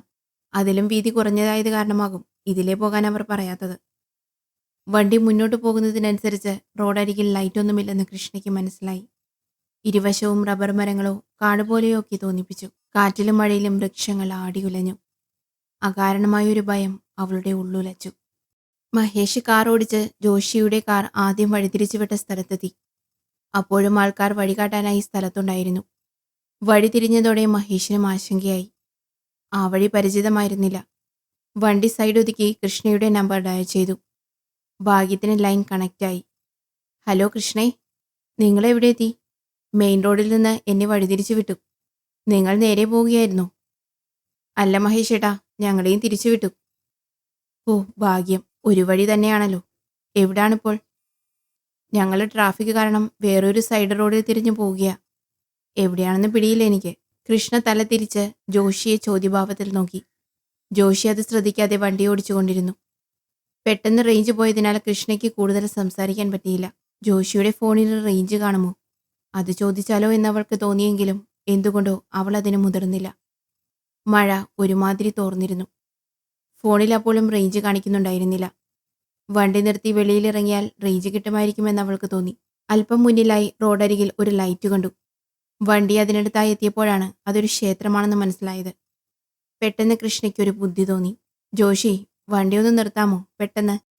എന്താ, എന്തുപറ്റി? ജോഷി വണ്ടി ഒതുക്കി നിർത്തിക്കൊണ്ട് ചോദിച്ചു. ആ അമ്പലം കണ്ടു. ആയിരവില്ലി ക്ഷേത്രം. ഒരുപാട് നാളായി ഈ അമ്പലത്തിൽ വരണമെന്ന് ആഗ്രഹിക്കുന്നു. തലയെ സംബന്ധിച്ചുള്ള അസുഖങ്ങൾക്കൊക്കെ ഇവിടെ വഴിപാട് കഴിച്ചാൽ ശമനം ഉണ്ടാവുമെന്ന് കേട്ടിരുന്നു. ഈ വഴിയാണെന്നറിയില്ലായിരുന്നു. വേറെ ഏതോ അമ്പലത്തെക്കുറിച്ച് കേട്ട കാര്യങ്ങൾ കൃഷ്ണ ഇതിൻ്റെതാക്കി അവതരിപ്പിച്ചു. എനിക്കിവിടെയൊക്കെ അറിയാവുന്നതല്ലേ, ഞാനിങ്ങനെയൊന്നും കേട്ടിട്ടില്ല. നമുക്ക് വേഗം പോകാൻ നോക്കാം, ജോഷി നിരുത്സാഹപ്പെടുത്തി. അത് നിങ്ങളുടെ വിശ്വാസത്തിൽ വരുന്ന കാര്യമല്ലല്ലോ, അതുകൊണ്ട് അറിയാതെ പോയതാവും. ഒരു 5 മിനിറ്റ്, നട അടച്ചിട്ടില്ല, ഞാനൊന്ന് പോയി തൊഴുതിട്ട് വരാം. ഇതിൻ്റെ മുന്നിൽ കൂടി പോയിട്ട് തൊഴുതില്ലേൽ ഒരു സമാധാനം കാണില്ല, അതുകൊണ്ടാ. ശരി, പെട്ടെന്ന് വരൂ, ഞാൻ കയറുന്നില്ല. ആരൊക്കെയോ സ്ത്രീകളും ഉണ്ടാകത്ത്, പേടിക്കേണ്ടതുകൊണ്ട്. കൃഷ്ണ തല കുലുക്കി ചെരുപ്പഴിച്ചകത്ത് കയറി. പെട്ടെന്ന് നടയിൽ ചെന്ന് തൊഴുതു. ശേഷം ജോഷി കാണാതെ ഫോണെടുത്ത് മഹേഷിനെ വിളിച്ചു. വേറെ റോഡിൽ കയറിയതും തനിക്ക് പേടിയാവുന്നെന്നും ജോഷി കേൾക്കെ പറയാൻ അവൾക്ക് മടിയുണ്ടായിരുന്നു. ബെല്ലടിച്ചു നിന്നെങ്കിലും മഹേഷ് ഫോണെടുത്തില്ല. വീണ്ടും 2-3 തവണ വിളിച്ചിട്ടും അതുതന്നെ അവസ്ഥ. 5 മിനിറ്റ് കാത്തു. എങ്കിലും തിരികെ വിളി വരാത്തതിനാൽ ഒന്നുകൂടി തൊഴുതതിന് ശേഷം നിരാശയുടെ അമ്പലത്തിൽ നിന്നിറങ്ങി. കാറിൻ്റെ അടുത്തെത്തിയപ്പോൾ ജോഷിയെ കാണുന്നില്ല. ചുറ്റിനും നോക്കുന്നതിനിടയിൽ ഫോണടിച്ചു. മഹേഷാണ് വിളിച്ചത്. എൻ്റെ മഹേഷേട്ടാ, എത്ര വിളിച്ചു ഞാൻ, എന്താ ഫോണെടുക്കാത്തെ? മുന്നിലും പിറകിലും എല്ലാം വണ്ടി, ഇടയ്ക്ക് എതിരെയും വരുന്നു. എങ്ങനെ എടുക്കും? ശ്രദ്ധ പാളിയാൽ മുന്നിലെ വണ്ടിയിലിടിക്കും. നീ എന്താ വിളിച്ചേ? അത് ഞങ്ങൾ വീണ്ടും വഴിതിരിഞ്ഞു. എവിടെ വെച്ചാണെന്നറിയില്ല. എനിക്കെന്തോ ഈ വഴിയും അയാളുടെ ഭാവമൊക്കെ കണ്ടിട്ട് പേടിയാവുന്നു. ഞാൻ ലൊക്കേഷൻ ഷെയർ ചെയ്യാം, അത് നോക്കി വരാൻ പറ്റില്ലേ? നീ അവൻ എന്നോട് പറഞ്ഞതൊക്കെ കേട്ടിട്ടും എന്തിനാ ചാടിക്കേറി വണ്ടിയിലിരുന്നേ? ഇനിയിപ്പോൾ പേടിച്ചിട്ടൊന്നും കാര്യമില്ല, ധൈര്യമായിട്ടിരിക്കെ. അയാൾ എന്തു പറഞ്ഞെന്ന്? ഞാൻ പിള്ളേരെ പറ്റി ആലോചിച്ച് ഓരോരുത്തരെ വിളിക്കാൻ നോക്കുമായിരുന്നു. അപ്പോൾ നിങ്ങൾ പറഞ്ഞൊന്നും ഞാൻ ശ്രദ്ധിച്ചില്ല. അത് ശരി, നീയെല്ലാം കേട്ടിട്ട് കയറിയപ്പോൾ എനിക്ക് എന്തു പറയണമെന്നായിപ്പോയി. അതെല്ലാം ഇനി പിന്നെ പറയാം, പേടിപ്പിക്കാൻ പറയുകയല്ല, ഒന്ന് അലേർട്ടായിരിക്കാൻ പറഞ്ഞതാ. വേഗം ലൊക്കേഷൻ ഷെയർ ചെയ്. ശരി മഹേഷേട്ടാ, ഇപ്പോൾ ചെയ്യാം. പിറകിൽ ഒരനക്കം കേട്ട കൃഷ്ണ തിരിഞ്ഞു നോക്കി. ജോഷി അവിടെ നിൽക്കുന്നു, ഒരു വല്ലാത്ത ഭാവത്തിൽ. എന്താണൊരു രഹസ്യം പറച്ചിൽ? ആ ഫോണിങ് തന്നേക്കൂ, കയ്യിലിരുന്നാൽ ഇതുപോലെ വിളിക്കണമെന്നൊക്കെ തോന്നും. സമയത്തിന് എത്താൻ പറ്റുകയുമില്ല. ജോഷി കൃഷ്ണയുടെ ഫോൺ കയ്യിൽ വാങ്ങിച്ചു. കൃഷ്ണ എന്തു ചെയ്യണമെന്നറിയാതെ സ്തംഭിച്ചു നിന്നു. അവരുടെ വീട്ടിൽ അപ്പുവും പപ്പുവും TV കണ്ടുകൊണ്ടിരിക്കുകയായിരുന്നു. പപ്പു പറഞ്ഞു, അപ്പുച്ചേട്ടൻ കണ്ടത് മതി, ഇനി റിമോട്ട് എനിക്കിതാ. ഇല്ല, തരില്ല. നീ ഇത്രയും നേരം ഇവിടെ ഇരുന്ന് കാണുകയില്ലായിരുന്നോ? അമ്മ പറഞ്ഞതല്ലേ ഞാൻ കാണുമ്പോൾ നീ പഠിക്കണമെന്ന്. എന്നിട്ടും നീ പോയില്ലല്ലോ. ഞാൻ ഹോംവർക്കൊക്കെ ചെയ്തായിരുന്നു. അല്ലേലും ഞാൻ 3-ാം ക്ലാസ് അല്ലേ ആയുള്ളൂ. ചേട്ടൻ 7-ലല്ലേ. അമ്മ പറഞ്ഞല്ലോ കൂടുതൽ പഠിക്കാനുണ്ടെന്ന്. ഇനി എനിക്ക് റിമോട്ട് തന്നേ പറ്റൂ, അല്ലേൽ അമ്മയും അച്ഛനും വരുമ്പോൾ ഞാൻ പറഞ്ഞു കൊടുക്കും. നീ പോയി പറയടാ പൊട്ടാ. ഇതും ഞാൻ പറയും എന്നെ പൊട്ടാന്ന് വിളിച്ചത്. പപ്പു ചിണുങ്ങാൻ തുടങ്ങി. ഇന്നാ കൊണ്ടുപോ നിന്റെ റിമോട്ട്. അപ്പോൾ റിമോട്ട് പപ്പുവിൻ്റെ നേരെ വലിച്ചെറിഞ്ഞു. കൗമാരത്തിലേക്ക് കാലൂനിയതിൻ്റെ സ്വഭാവ മാറ്റങ്ങൾ അവനുണ്ടായിരുന്നു. റിമോട്ട് ദേഹത്ത് കൊണ്ടതിൻ്റെ വേദനയിൽ പപ്പു കരഞ്ഞു തുടങ്ങി. ഞാൻ കുളിക്കാൻ പോവാ, അത് കഴിഞ്ഞ് വരുമ്പോൾ എനിക്ക് തന്നേക്കണം. കരഞ്ഞുകൊണ്ടിരുന്ന് സമയം കളഞ്ഞ എൻ്റെ കുറ്റമല്ല, കേട്ടല്ലോ. പപ്പു TV കാണാൻ തുടങ്ങി. അല്പസമയം കഴിഞ്ഞ് ഡോർബെൽ അടിച്ചു. കുളിമുറിയിൽ വെള്ളം വീഴുന്ന ശബ്ദം കൊണ്ട് അപ്പു അത് കേട്ടില്ല. പപ്പു ജനൽ തുറന്നു നോക്കി. ഒരു ചേട്ടൻ നിൽക്കുന്നു. കയ്യിലൊരു കാർഡ്ബോർഡ് പെട്ടിയുണ്ട്. അയാൾ പപ്പുവിനെ നോക്കി പറഞ്ഞു, മോനെ കതക് തുറന്നേ, ഇത് മോനുള്ളൊരു സർപ്രൈസ് ഗിഫ്റ്റാണ്. അച്ഛനമ്മയും പറഞ്ഞിട്ടുണ്ട് പരിചയമില്ലാത്തവർ വന്നാൽ കതക് തുറക്കരുതെന്ന്. അയ്യോ, മോനിനെ പരിചയമില്ലേ? നമ്മൾ നേരത്തെ കണ്ടിട്ടുണ്ടല്ലോ. ദേ നോക്കിയേ, അന്നെടുത്ത സെൽഫി. അയാൾ പോക്കറ്റിൽ നിന്ന് ഫോണെടുത്ത് ഒരു ഫോട്ടോ കാണിച്ചു കൊടുത്തു. പപ്പു നോക്കിയപ്പോൾ ഒരു താടിക്കാരനും അവന് നിൽക്കുന്നൊരു ഫോട്ടോ. ആ ചേട്ടനാണോ ഈ ചേട്ടൻ? അവൻ ആലോചിച്ചു നിന്നു. തുറക്കു മോനെ. ഞാൻ താടിയെടുത്തത് കൊണ്ടാവും മോന് മനസ്സിലാവാത്തത്. വേഗം തുറന്നാൽ ചേട്ടന് പോകായിരുന്നു. എന്താ സർപ്രൈസ്? അത് പറഞ്ഞിട്ട് തുറക്കാം. അയ്യേ, പറഞ്ഞാ പിന്നെ എന്ത് സർപ്രൈസ്? മോൻ വളരെ കാലമായി ആഗ്രഹിച്ച ഒരു കാര്യാ. അതുറപ്പാ. പപ്പുവിന് ആകാംക്ഷ അടക്കാനായില്ല. അവൻ വാതിൽ തുറന്നു. അയാൾ പെട്ടിയുമായി അകത്തേക്ക് വന്നു. പെട്ടെന്ന് സംയമനം വീണ്ടെടുത്ത കൃഷ്ണ പറഞ്ഞു, എന്റെ ഫോണിങ് താ ജോഷി. ഞാൻ വിളിച്ചെന്ന് പറഞ്ഞെങ്ങനാ ലേറ്റ് ആവുന്നേ? അത് ശരിയാണ്. ചുമ്മാ വിളിച്ചെന്ന് വെച്ച് ലേറ്റ് ആവില്ല. വളഞ്ഞ വഴി തേടിപ്പോന്നാണ് പ്രശ്നം. എൻ്റെ അടുത്ത് ഓവർ സ്മാർട്ട് കളിച്ചു. അതിനി വേണ്ട. ഇനി ഞാൻ വിളിക്കുന്നില്ല ജോഷി, ഇങ്ങ് തരൂ. വിളിക്കുന്നില്ലേ പിന്നെ ഫോൺ ആവശ്യമില്ല. മാത്രമല്ല മഹേഷ് അറിയേണ്ട കാര്യമൊക്കെ അറിഞ്ഞു കഴിഞ്ഞു. അതായത് നമ്മൾ വേറെ വഴി കയറിപ്പോയെന്നും ഭാര്യയെ പേടിച്ചിരിക്കുകയാണെന്നും. മതി, അത്രയും മതി. കൃഷ്ണ ചുറ്റിനും നോക്കി. ഒരു ഭാര്യയും ഭർത്താവും ഹൈസ്കൂൾക്കാരിയെന്ന് തോന്നിപ്പിക്കുന്ന മകളോടൊപ്പം ക്ഷേത്രത്തിൽ നിന്നും വരുന്നത് കണ്ടു. ചേട്ടാ, അയാളുടെ കയ്യിൽ നിന്നും ആ ഫോണൊന്ന് വാങ്ങിത്തരൂ. എൻ്റെ ഹസ്ബൻഡിനെ വിളിക്കാനാണ്. അയാൾ ജോഷിയുടെ നേരെ നോക്കി. ഒന്നറച്ചെങ്കിലും എന്തോ പറയാനാഞ്ഞ അയാളുടെ കയ്യിൽ പിടിച്ച് ഭാര്യ പിറകോട്ട് വലിച്ചു. ദേ മനുഷ്യ, അയാളെ നിങ്ങൾക്കറിയാലോ. കണ്ടവളുമാരെയൊക്കെ കുറ്റിയും പറിച്ചിറങ്ങിക്കോളും. നിങ്ങളിതിൻ്റെ ഇടയ്ക്ക് ചാടിക്കൊടുക്കണ്ട. അവർ പതിഞ്ഞ ശബ്ദത്തിലാണ് പറഞ്ഞത്. എങ്കിലും കൃഷ്ണ അത് കേട്ടു. ചേച്ചി, എന്നെ ഒന്ന് ഹെൽപ്പ് ചെയ്യണം പ്ലീസ്, കൃഷ്ണ കെഞ്ചി. അവർ പക്ഷേ ചെവി കൊടുക്കാതെ മുന്നോട്ട് നടന്നുപോയി. വീണ്ടും മഴ ശക്തി പ്രാപിക്കാൻ തുടങ്ങിയിരുന്നു. അമ്പലത്തിലേക്ക് കയറാൻ നോക്കിയ കൃഷ്ണ അമ്പലം പൂട്ടി ആൾക്കാർ ഇറങ്ങുന്ന കാഴ്ചയാണ് കണ്ടത്. ഒന്നാലോചിച്ച് നിന്ന ശേഷം കാറിൽ കയറാൻ തന്നെ കൃഷ്ണ തീരുമാനിച്ചു. കൃഷ്ണ ഇരുന്നതും ജോഷി വണ്ടി മുന്നോട്ടെടുത്തു. അതിനു മുന്നേ അയാൾ കൃഷ്ണയുടെ ഫോൺ സ്വിച്ച് ഓഫ് ആക്കി പോക്കറ്റിൽ വെച്ചിരുന്നു. അല്പദൂരം കഴിഞ്ഞ് വണ്ടി വീണ്ടും വഴിതിരിഞ്ഞു. ജോഷി വണ്ടി ഭംഗിയുള്ള ഒരു ചെറിയ വീടിന്റെ പോർച്ചിലേക്ക് പാർക്ക് ചെയ്തു. വണ്ടിയിൽ നിന്നിറങ്ങി ജോഷി കൃഷ്ണയോട് പറഞ്ഞു, കൃഷ്ണ, നമുക്കൊരു ചായ കുടിച്ചിട്ട് പോവാം, വാ. ഇതെവിടെയാണ്? എനിക്ക് ചായ ഒന്നും വേണ്ട. ദയവ് ചെയ്ത് എന്നെ വീട്ടിലാക്കി തരൂ. ഒരു 10 മിനിറ്റ്, ഞാനൊരാളെ പരിചയപ്പെടുത്താം. അത് കഴിഞ്ഞൊരു ചായക്കെ കുടിച്ച് നമുക്ക് പോകാം. ബിനു. ജോഷി വാതിലിനടുത്തേക്ക് ചെന്ന് അകത്തേക്ക് നോക്കി വിളിച്ചു. പെട്ടെന്ന് കറണ്ട് പോയി. ജോഷി തിരികെ കാറിൻ്റെ അടുത്തേക്ക് തന്നെ ചെന്നു. കൃഷ്ണയെ കാറിൽ കാണാനുണ്ടായിരുന്നില്ല. മഹേഷ് പലകുറി ശ്രമിച്ചെങ്കിലും കൃഷ്ണയെ കിട്ടാത്ത കാരണം അങ്കലാപ്പിലായി. സാമിനെ ഒന്നുകൂടി വിളിച്ചു നോക്കി. ഭാഗ്യത്തിന് അയാൾ ഫോൺ എടുത്തു. എന്താ മഹേഷേ, വീട്ടിലെത്തിയോ? ഇല്ല സാമേ, വേറൊരു പ്രശ്നം. മഹേഷ് കാര്യങ്ങൾ അറിയിച്ചു. മഹേഷ് ടെൻഷനാകണ്ട, പ്രശ്നമൊന്നും കാണില്ല. പരിചയമുള്ള വഴിയായതുകൊണ്ട് അതുവഴി പോയതാവും. അവൻ്റെ മട്ടുമാതിരിയൊക്കെ കണ്ട് ഒരു സൈക്കോ ലുക്ക്. അതാണ് എനിക്ക് ടെൻഷൻ. ഒന്നും ഉണ്ടാവില്ലല്ലേ? അത്രയ്ക്ക് പേടിയുണ്ടേ സൈബർ വിങ്ങിൽ എൻ്റെ ഒരു പരിചയത്തിലുള്ള ഒരാളുണ്ട്. അയാളെ വിളിച്ചു നോക്കി അവരെ ട്രേസ് ചെയ്യാൻ എന്താ മാർഗം എന്ന് അന്വേഷിക്കാം. പുള്ളി വഴി അൺഒഫീഷ്യലായി എങ്ങനെയെങ്കിലും അന്വേഷിക്കാൻ പറ്റുമോ നോക്കാം. ഏതായാലും വീട്ടിൽ ചെല്ലേ. മഹേഷിന് എന്തോ ആശ്വാസം തോന്നി.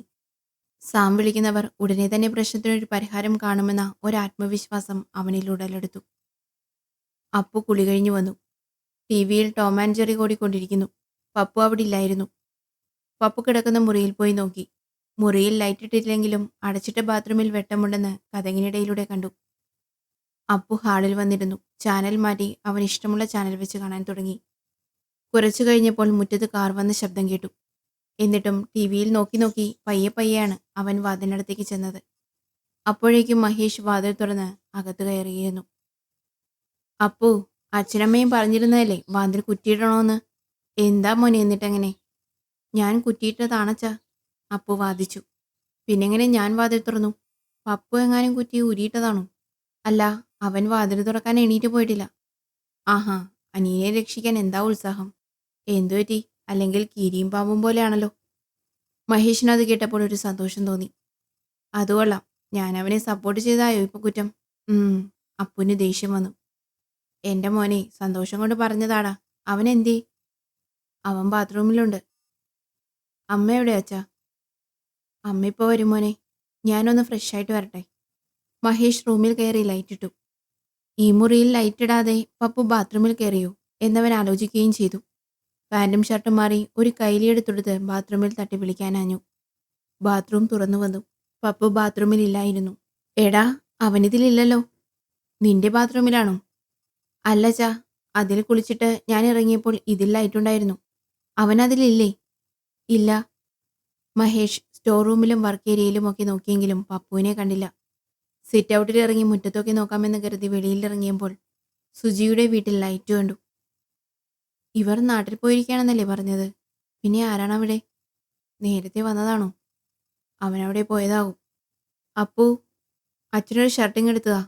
മഹേഷ് അകത്തേക്ക് നോക്കി വിളിച്ചു പറഞ്ഞു. അപ്പു കൊടുത്ത് ഷർട്ടുമിട്ട് പപ്പു അവിടെ കാണുമെന്ന് ആശ്വസിച്ച് മഹേഷ് സുജിയുടെ വീട്ടിലേക്ക് നടന്നു. മഹേഷ് സുജിയുടെ വീട്ടിൽ ചെന്ന് കോളിംഗ് ബെല്ലടിച്ചു. സുജിയുടെ അമ്മയാണ് വാതിൽ തുറന്നത്. പപ്പു ഇങ്ങോട്ട് വന്നോ അമ്മേ? ഇല്ലല്ലോ, എന്താ ചോദിച്ചേ? അപ്പോഴേക്കും സുജി അകത്തുനിന്നും വന്നു. മഹേഷ് ഏട്ടാ, കൃഷ്ണ വിളിച്ചിരുന്നു അല്ലേ? എൻ്റെ ഫോൺ ഓഫായിരുന്നു. ഇവിടെ വന്ന് ചാർജ് ചെയ്തപ്പോഴാ മിസ്ഡ് കോൾ അലേർട്ട് കണ്ടത്. തിരിച്ചു വിളിക്കാൻ ഒരുങ്ങുമായിരുന്നു. എന്തുപറ്റി? പപ്പു ഇവിടെ ഉണ്ടോ എന്നറിയാൻ വന്നതാണ്. അവിടെ കാണാഞ്ഞപ്പോൾ ഇവിടെ കാണുമെന്ന് തോന്നി. പിള്ളേരുടെ കൂടെ കളിക്കാനോ മറ്റോ വന്നതായിരിക്കുമെന്ന് വിചാരിച്ചു. പിള്ളേർ വന്നില്ല. എനിക്ക് അത്യാവശ്യമായി നാളെ ഓഫീസിൽ പോകണമെന്ന് പറഞ്ഞ് വിളി വന്നു. അത് കാരണം ഞാനും അമ്മയും ഇങ്ങ് പോന്നു. ചേട്ടനും പിള്ളേരും അവിടെ നിൽക്കാണ്. എന്നാലും ഈ ചെറുക്കനിതെവിടെ പോയി? മഹേഷ് വേവലാതിയോടെ സ്വയം ചോദിച്ചു. ഈശ്വരാ, എല്ലായിടത്തും നോക്കിയോ? നിങ്ങളാരും ഇല്ലായിരുന്നു അവിടെ? പിള്ളേര് മാത്രമേ ഉണ്ടായിരുന്നുള്ളൂ. ഞാനിപ്പോൾ വന്നതേയുള്ളൂ. അപ്പോൾ കൃഷ്ണയോ? ലൈറ്റ് കിടക്കുന്നത് കൊണ്ട് ഞാനത്ര ശ്രദ്ധിച്ചുമില്ല. കൃഷ്ണ ഇവിടെ ഇല്ല. അതൊക്കെ പിന്നെ പറയാം. ഞാൻ അവനെ ഒന്ന് നോക്കട്ടെ. കുറച്ചു മുമ്പേ രാജു അങ്ങോട്ട് വന്നപ്പോൾ പപ്പ അവിടെ ഉണ്ടായിരുന്നോ? അപ്പുവിനോട് ചോദിച്ചോ? രാജുവോ? അതാരാ? അപ്പു പ്രത്യേകിച്ചൊന്നും പറഞ്ഞില്ല. മഹേഷ് സംശയത്തോടെ പറഞ്ഞു. അമ്മ കഥ കടച്ചോ? ഞാൻ അങ്ങോട്ട് പോയി നോക്കിയിട്ട് വരാം. സുജിയും മഹേഷും അപ്പുവിൻ്റെ അടുത്തേക്ക് പോയി. അപ്പു, രാജുവേട്ടൻ വന്നപ്പോൾ പപ്പ ഇവിടെ ഉണ്ടായിരുന്നോ? സുജിയുടെ ചോദ്യം കേട്ട് അപ്പു സംശയത്തോടെ പറഞ്ഞു. ഇവിടെ ആരും വന്നില്ലല്ലോ ആൻറ്റി. മോൻ ടി വി നോക്കിയിരുന്നോണ്ട് അറിയാഞ്ഞതാവും. രാജു ഇങ്ങോട്ട് വന്നിരുന്നു. ഞാനാ വിട്ടത്. ഇനി ഞാൻ കുളിക്കാൻ പോയപ്പോൾ വന്നോ എന്നറിയില്ല. എങ്കിലും അങ്ങനെയായിരിക്കും. ഞാൻ അവനെ ഒന്ന് വിളിച്ചു നോക്കട്ടെ. സുജി രാജുവിൻ്റെ നമ്പർ ഡയൽ ചെയ്തു. ഔട്ട് ഓഫ് കവറേജ് എന്ന സന്ദേശമാണ് കിട്ടിയത്. കിട്ടുന്നില്ലല്ലോ. മഹേഷിനെ വിഷമിക്കാതിരിക്കൂ. അവനെ കിട്ടുമ്പോൾ അറിയാം പപ്പു ഇവിടെ ഉണ്ടായിരുന്നു എന്ന്. ഈ രാജു എന്ന് പറയുന്നത് നിങ്ങളുടെ നാട്ടിലെ വീടിനടുത്തുള്ള ഡ്രൈവറല്ലേ? പെട്ടെന്ന് മഹേഷ് ചോദിച്ചു. അതെ, നേരത്തെയും അവൻ ഗോപേട്ടൻ ഇല്ലാത്തപ്പോൾ ഞങ്ങളെ കൊണ്ടുവിട്ടിട്ടുണ്ട്. ഗോപേട്ടൻ്റെ ബന്ധു കൂടിയാണ്. അവൻ ഞങ്ങളെ വിട്ടിട്ട് കാർ തിരിച്ചു കൊണ്ടുപോയി. ഞാൻ ഒന്നുകൂടി ശ്രമിക്കട്ടെ. മഹേഷ് എന്തോ ആലോചിച്ചു നിന്നു. ഇത്തവണ രാജുവിൻ്റെ നമ്പർ ഓഫാണെന്ന മെസ്സേജാണ് കേട്ടത്. സുജിക്ക് നിരാശയായി. ഈ രാജു ഇപ്പോൾ ആളെങ്ങനെയാ? പണ്ടൽപ്പം തരികിടൊക്കെയാണെന്ന് സുജി പറഞ്ഞെന്ന് കൃഷ്ണ എന്നോട് പറഞ്ഞിട്ടുണ്ട്. മഹേഷ് സംശയത്തോടെ സുജിയോട് ചോദിച്ചു. ഇപ്പോൾ അവൻ പ്രശ്നമൊന്നും ഉണ്ടാക്കാറില്ലെന്നാണ് ഞങ്ങളുടെ അറിവ്. അതാണ് ഗോപേട്ടൻ ഞങ്ങളെ കൂടെ വിട്ടത്. പണ്ട് അവനെ കണ്ടപ്പോൾ എന്തോ ഒരു സ്പെല്ലിംഗ് മിസ്റ്റേക്ക് പോലെയൊക്കെ എനിക്ക് തോന്നിയിട്ടുണ്ട്. ഇവനെയൊക്കെ കൊണ്ട് നിങ്ങൾ ഈ രാത്രിയിൽ യാത്ര ചെയ്തല്ലോ. മഹേഷേട്ടൻ വിചാരിക്കുന്ന പോലെ അത്ര പ്രശ്നക്കാരനൊന്നല്ല അവൻ. ഞങ്ങളോട് അവൻ മാന്യമായാണ് ഇടപെടുന്നത്. സുജിയുടെ ശബ്ദത്തിൽ നീരസം കലർന്നിരുന്നു. മഹേഷ് പെട്ടെന്ന് ജോഷിയുടെ കാര്യമോർത്തു. കാറിൽ ലിഫ്റ്റ് തന്നതും അല്പം കഴിഞ്ഞപ്പോഴുണ്ടായ ഭാവമാറ്റവും പപ്പുവിനെ കാണാത്ത ടെൻഷനിൽ ആ കാര്യം കുറച്ചു നേരത്തേക്ക് അവൻ വിട്ടുപോയിരുന്നു. ആകെ നിയന്ത്രണം പോകുമെന്ന ഒരവസ്ഥയിൽ മഹേഷിന്റെ സ്വരവും കനത്തു. ശരി, ആ മാന്യനെന്തിനാ ഇങ്ങോട്ട് വന്നു എന്ന് പറഞ്ഞത്? ഇവിടത്തെ പപ്പു കുറേ നാളായി ഞങ്ങളുടെ വീട്ടിൽ പോയിട്ട് വരുമ്പോൾ ഒരു പട്ടിക്കുട്ടിയെ വേണമെന്ന് പറയുന്നു. ഇത്തവണ ഭാഗ്യത്തിന് അവിടുത്തെ ഡാഷ് ഹണ്ട് പ്രസവിച്ചു. അവന് കൊടുക്കാൻ ഞങ്ങളൊരു കുട്ടിയെടുത്തുകൊണ്ട് വന്നു. രാജുവിനോട് ഇവിടെ ഏൽപ്പിക്കാൻ കൊടുത്തു വിട്ടതാണ്. സുജിയുടെ ശബ്ദം മാറി തുടങ്ങി. മഹേഷ് വല്ലാതായി. സുജി പെട്ടെന്ന് വികാര വിക്ഷോഭങ്ങൾ കടുമയാകുന്ന ആളാണെന്ന് കൃഷ്ണ പറഞ്ഞതോർത്തു. സുജി, ക്ഷമിക്കണം. കുട്ടിയെ കാണുന്നില്ല. വേറെയും പ്രശ്നങ്ങളുണ്ട്. ഞാനാകെ വിഷമിച്ച് നിൽക്കുകയാണ്. അവനെക്കുറിച്ച് എനിക്ക് അത്ര നല്ല അഭിപ്രായമില്ല. എല്ലാം കൂടി ആയപ്പോൾ എന്തൊക്കെയാ പറയുന്നതെന്ന് അറിഞ്ഞുകൂടാ. ഒന്നുകൂടി വിളിച്ചു നോക്കാമോ? സുജി കണ്ണു തുടച്ചുകൊണ്ട് വീണ്ടും ഡയൽ ചെയ്തു. വീണ്ടും ഓഫ് തന്നെ. അവൾ നിസ്സഹായതയോടെ മഹേഷിനെ നോക്കി. മഹേഷ് മനസ്സിൽ കരുതി, രാജു ഡ്രഗ്സ് ഉപയോഗിക്കുന്ന ആളാണെന്ന് പണ്ടൊരിക്കൽ കേട്ടത്. അവനെങ്ങാനും മോനെ അപായപ്പെടുത്തി കാണുമോ? എങ്ങനെ അവരെ ട്രേസ് ചെയ്യും? സാമിനെ തന്നെ വിളിച്ചു നോക്കിയാലോ? സാമിനെ വിളിക്കാൻ ഫോൺ എടുത്തു. പെട്ടെന്ന് വീടിൻ്റെ മുകളിൽ എന്തോ ശബ്ദം കേട്ടു. 3 പേരും കൂടി ഗോണിപ്പടി കയറി മുകളിലേക്ക് കുതിച്ചു. മുകളിലെ ലൈറ്റ് ഇട്ടിട്ടില്ലായിരുന്നു. ടെറസിലേക്കുള്ള വാതിൽ തുറന്നു കിടക്കുകയും ചെയ്തിരുന്നു. അതിനാൽ തന്നെ ടെറസിലെ ലൈറ്റിട്ട് അങ്ങോട്ടാണ് മഹേഷും സുജിയും അപ്പുവും കൂടി ഓടിച്ചെന്നത്. അവിടെ ഉണങ്ങാനായി വെച്ചിരുന്ന വിറകുകൾ മറിഞ്ഞു വീണ് കിടക്കുന്നത് കണ്ടു. ഒരു എമർജൻസി വിളക്കുമായി പപ്പുവും നിൽക്കുന്നു. മഹേഷിന് ശ്വാസം നേരെ വീണു. അയാൾ ഓടിച്ചെന്ന് പപ്പുവിനെ പൊക്കിയെടുത്ത് ഉമ്മകൾ കൊണ്ട് മൂടി. പപ്പുവിനൊന്നും മനസ്സിലായില്ല. അവനും തിരികെ മഹേഷിനെ ഉമ്മ വെച്ചു. നീ എന്താടാ പറയാതെ ഇവിടെ വന്നിരുന്നത്? അച്ഛനെ എന്തുമാത്രം പേടിച്ചെന്നറിയൂ. അപ്പു അനിയനോട് ദേഷ്യപ്പെട്ടു. ആവേശത്തിൽ എന്തോ പറയാനാഞ്ഞ പപ്പു കരയാനൊരുങ്ങി. വേണ്ട മോനെ, ദേഷ്യപ്പെടണ്ട. നമുക്ക് സമാധാനമായി ചോദിക്കാം. വാ, താഴേക്ക് പോവാം. വാതിലടച്ച് കുറ്റിയിട്ട് ലൈറ്റും അണച്ച് എല്ലാവരും താഴേക്കിറങ്ങി. മഹേഷ് അടുക്കളയിൽ നിന്നും കുറെ വെള്ളമെടുത്ത് കുടിച്ചിട്ട് പപ്പുവിൻ്റെ അടുത്തേക്ക് വന്നു. ഇനി മോൻ പറ, എന്തിനാ ലൈറ്റൊന്നും ഇടാതെ മുകളിൽ പോയേ? അത് അപ്പുചേട്ടന് സർപ്രൈസ് കൊടുക്കാനായിരുന്നു. എന്ത് സർപ്രൈസ്? ഒരു ചേട്ടൻ വന്ന് പട്ടുക്കുട്ടിയെ തന്നിട്ട് പോയി. അപ്പുചേട്ടൻ കുളിച്ചിട്ട് വരുമ്പോൾ ഞെട്ടിക്കാൻ ഞാൻ അവനെ ടെറസിൽ കൊണ്ടുപോയതാ. ലൈറ്റ് ഇട്ടാൽ അറിയുമെന്ന് വിചാരിച്ചാണ് എമർജൻസി ലൈറ്റ് എടുത്തുകൊണ്ട് പോയത്. പിന്നെന്താ ഇത്രയും നേരം വരാഞ്ഞേ? അതിൻ്റെ കൂടെ കളിക്കുമായിരുന്നു ഞാൻ. അതിനിടയിൽ അവൻ വിറക് വെച്ചിരുന്നതിൻ്റെ ഇടയിൽ കയറി. വെളിയിലിറക്കാൻ പോകുമ്പോൾ അതും മറിഞ്ഞു വീണു. അയ്യേ, നിന്റെ സർപ്രൈസൊക്കെ പൊളിഞ്ഞേ. നാണമുണ്ടോടാ? അപ്പു പപ്പുവിനെ എരിവ് കയറ്റി. ഇനി അത് പറഞ്ഞൊരടി വേണ്ട, അതിനെ എടുത്തോണ്ട് വരാം, സുജി പറഞ്ഞു. സുജിയും കുട്ടികളും കൂടി ടെറസിലേക്ക് പോയി. മഹേഷ് ഒരു ദീർഘനിശ്വാസത്തോടെ കൃഷ്ണയുടെ നമ്പർ ഡയൽ ചെയ്തു. അത് ബെല്ലടിച്ച് നിന്നതല്ലാതെ ആരും എടുത്തില്ല. തുടർന്ന് സാമിനെ വിളിച്ചു. സാമേ, കൃഷ്ണയുടെ ഫോൺ അടിക്കുന്നതേ ഉള്ളൂ. ആരും ഫോൺ എടുക്കുന്നില്ല. എന്തെങ്കിലും വിവരം കിട്ടിയോ? വിഷമിക്കണ്ട, അവർക്ക് ലൊക്കേഷൻ ട്രേസ് ചെയ്യാൻ പറ്റിയിട്ടുണ്ട്. ആളിനെയും വിട്ടിട്ടുണ്ടെന്നാ പറഞ്ഞത്. ഉടനെ കണ്ടുപിടിക്കും. ടെൻഷനാകേണ്ട കാര്യമില്ല. ആണോ? കേട്ടപ്പോൾ തന്നെ ആശ്വാസം തോന്നുന്നു. താങ്ക്സ് ഡാ. നിന്നെ സമയത്തിന് കിട്ടിയില്ലായിരുന്നെങ്കിൽ എന്താവെന്ന് അറിയില്ലായിരുന്നു. അതൊക്കെ പോട്ടെ, മഹേഷ് വീട്ടിലെത്തിയോ? അവിടെ പ്രശ്നമൊന്നുമില്ലല്ലോ അല്ലേ? പിള്ളേരെവിടെ? ഞാൻ വീട്ടിലാണ്. ഇവിടെ പപ്പു ടെറസിൽ കയറി വിളിച്ചിരുന്ന് ഞങ്ങളെ ഒന്ന് വിരട്ടി. എല്ലാം കൂടെ നല്ല പുകിലായി ഇന്നത്തെ ദിവസം. ഞാൻ വെക്കുവാ, വിവരം കിട്ടുന്ന മുറയ്ക്ക് വിളിക്കാം. സാം ഫോൺ വെച്ചു. സുജിയും കുട്ടികളും പട്ടിക്കുട്ടിയുമായി താഴേക്ക് വന്നു. അച്ഛാ, ഇതിന് പേരിടണ്ടേ? നിങ്ങൾ എന്തേലും ഇട പിള്ളേരെ, മനുഷ്യൻ ഭ്രാന്തായി ഇരിക്കയുടെ. മഹേഷ് അസഹ്യതയോടെ പിറുപിറുത്തു. സുജി കസേരയിൽ വന്നിരുന്നു. സുജി ഒന്നും വിചാരിക്കരുത്. ആകെ കൂടി ടെൻഷൻ അടിച്ച് നിൽക്കുന്ന അവസ്ഥയിൽ മോനെ കൂടി കാണാതായപ്പോൾ ഞാൻ പലതും സംശയിച്ചു പോയി. ആ രാജുവിനെ വിളിച്ചിട്ട് കിട്ടുന്നില്ലല്ലോ. സാരമില്ല മഹേഷേട്ടാ, എനിക്ക് മനസ്സിലാകും അവസ്ഥ. രാജു വിളിച്ചിരുന്നു അല്പം മുമ്പ്. ഞാനിതൊന്നും പറയാൻ പോയില്ല. അവനിപ്പോൾ പഴയ ആളല്ല, നല്ല മാറ്റമുണ്ട്. ദുബായിൽ ജോലി ശരിയായിട്ടുണ്ട്. അവൻ്റെ മാറ്റം ആത്മാർത്ഥമാണെന്ന് അറിഞ്ഞിട്ടാണ് ഞങ്ങളെ കൂടെ വിട്ടത്. ഭാഗ്യമായി അവനെ നേരത്തെ കിട്ടാഞ്ഞത്. അപ്പോൾ കിട്ടിയിരുന്നെങ്കിൽ അവൻ പറയുന്നത് കേൾക്കുന്നതിന് മുമ്പേ ഞാൻ അങ്ങോട്ട് കയറി വല്ലതും പറഞ്ഞു ചളമായേനെ. അതായിരുന്നു എൻ്റെ അവസ്ഥ.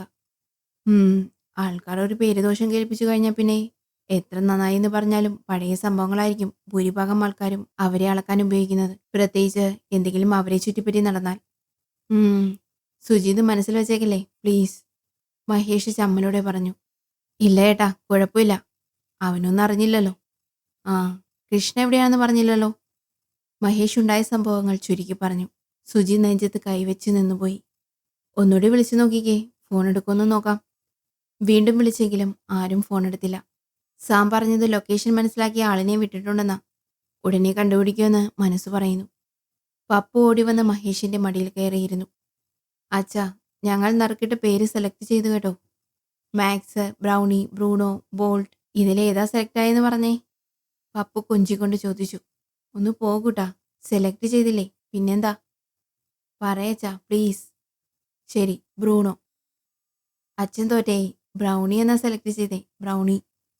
അപ്പവും പപ്പുവും വീണ്ടും പട്ടിക്കുട്ടിയുടെ പിറകിലായി. സുജി പോകാൻ എണീറ്റു. ഞാനെങ്കിലും ഇറങ്ങട്ടെ. നിങ്ങളൊക്കെ എന്തെങ്കിലും കഴിച്ചോ? ഞങ്ങൾ വരുന്ന വഴിക്ക് കഴിച്ചിട്ടാ വന്നത്. നിങ്ങൾ കഴിച്ചില്ലെങ്കിൽ ഞാൻ എന്തെങ്കിലും ഉണ്ടാക്കിക്കൊണ്ടുവരാം.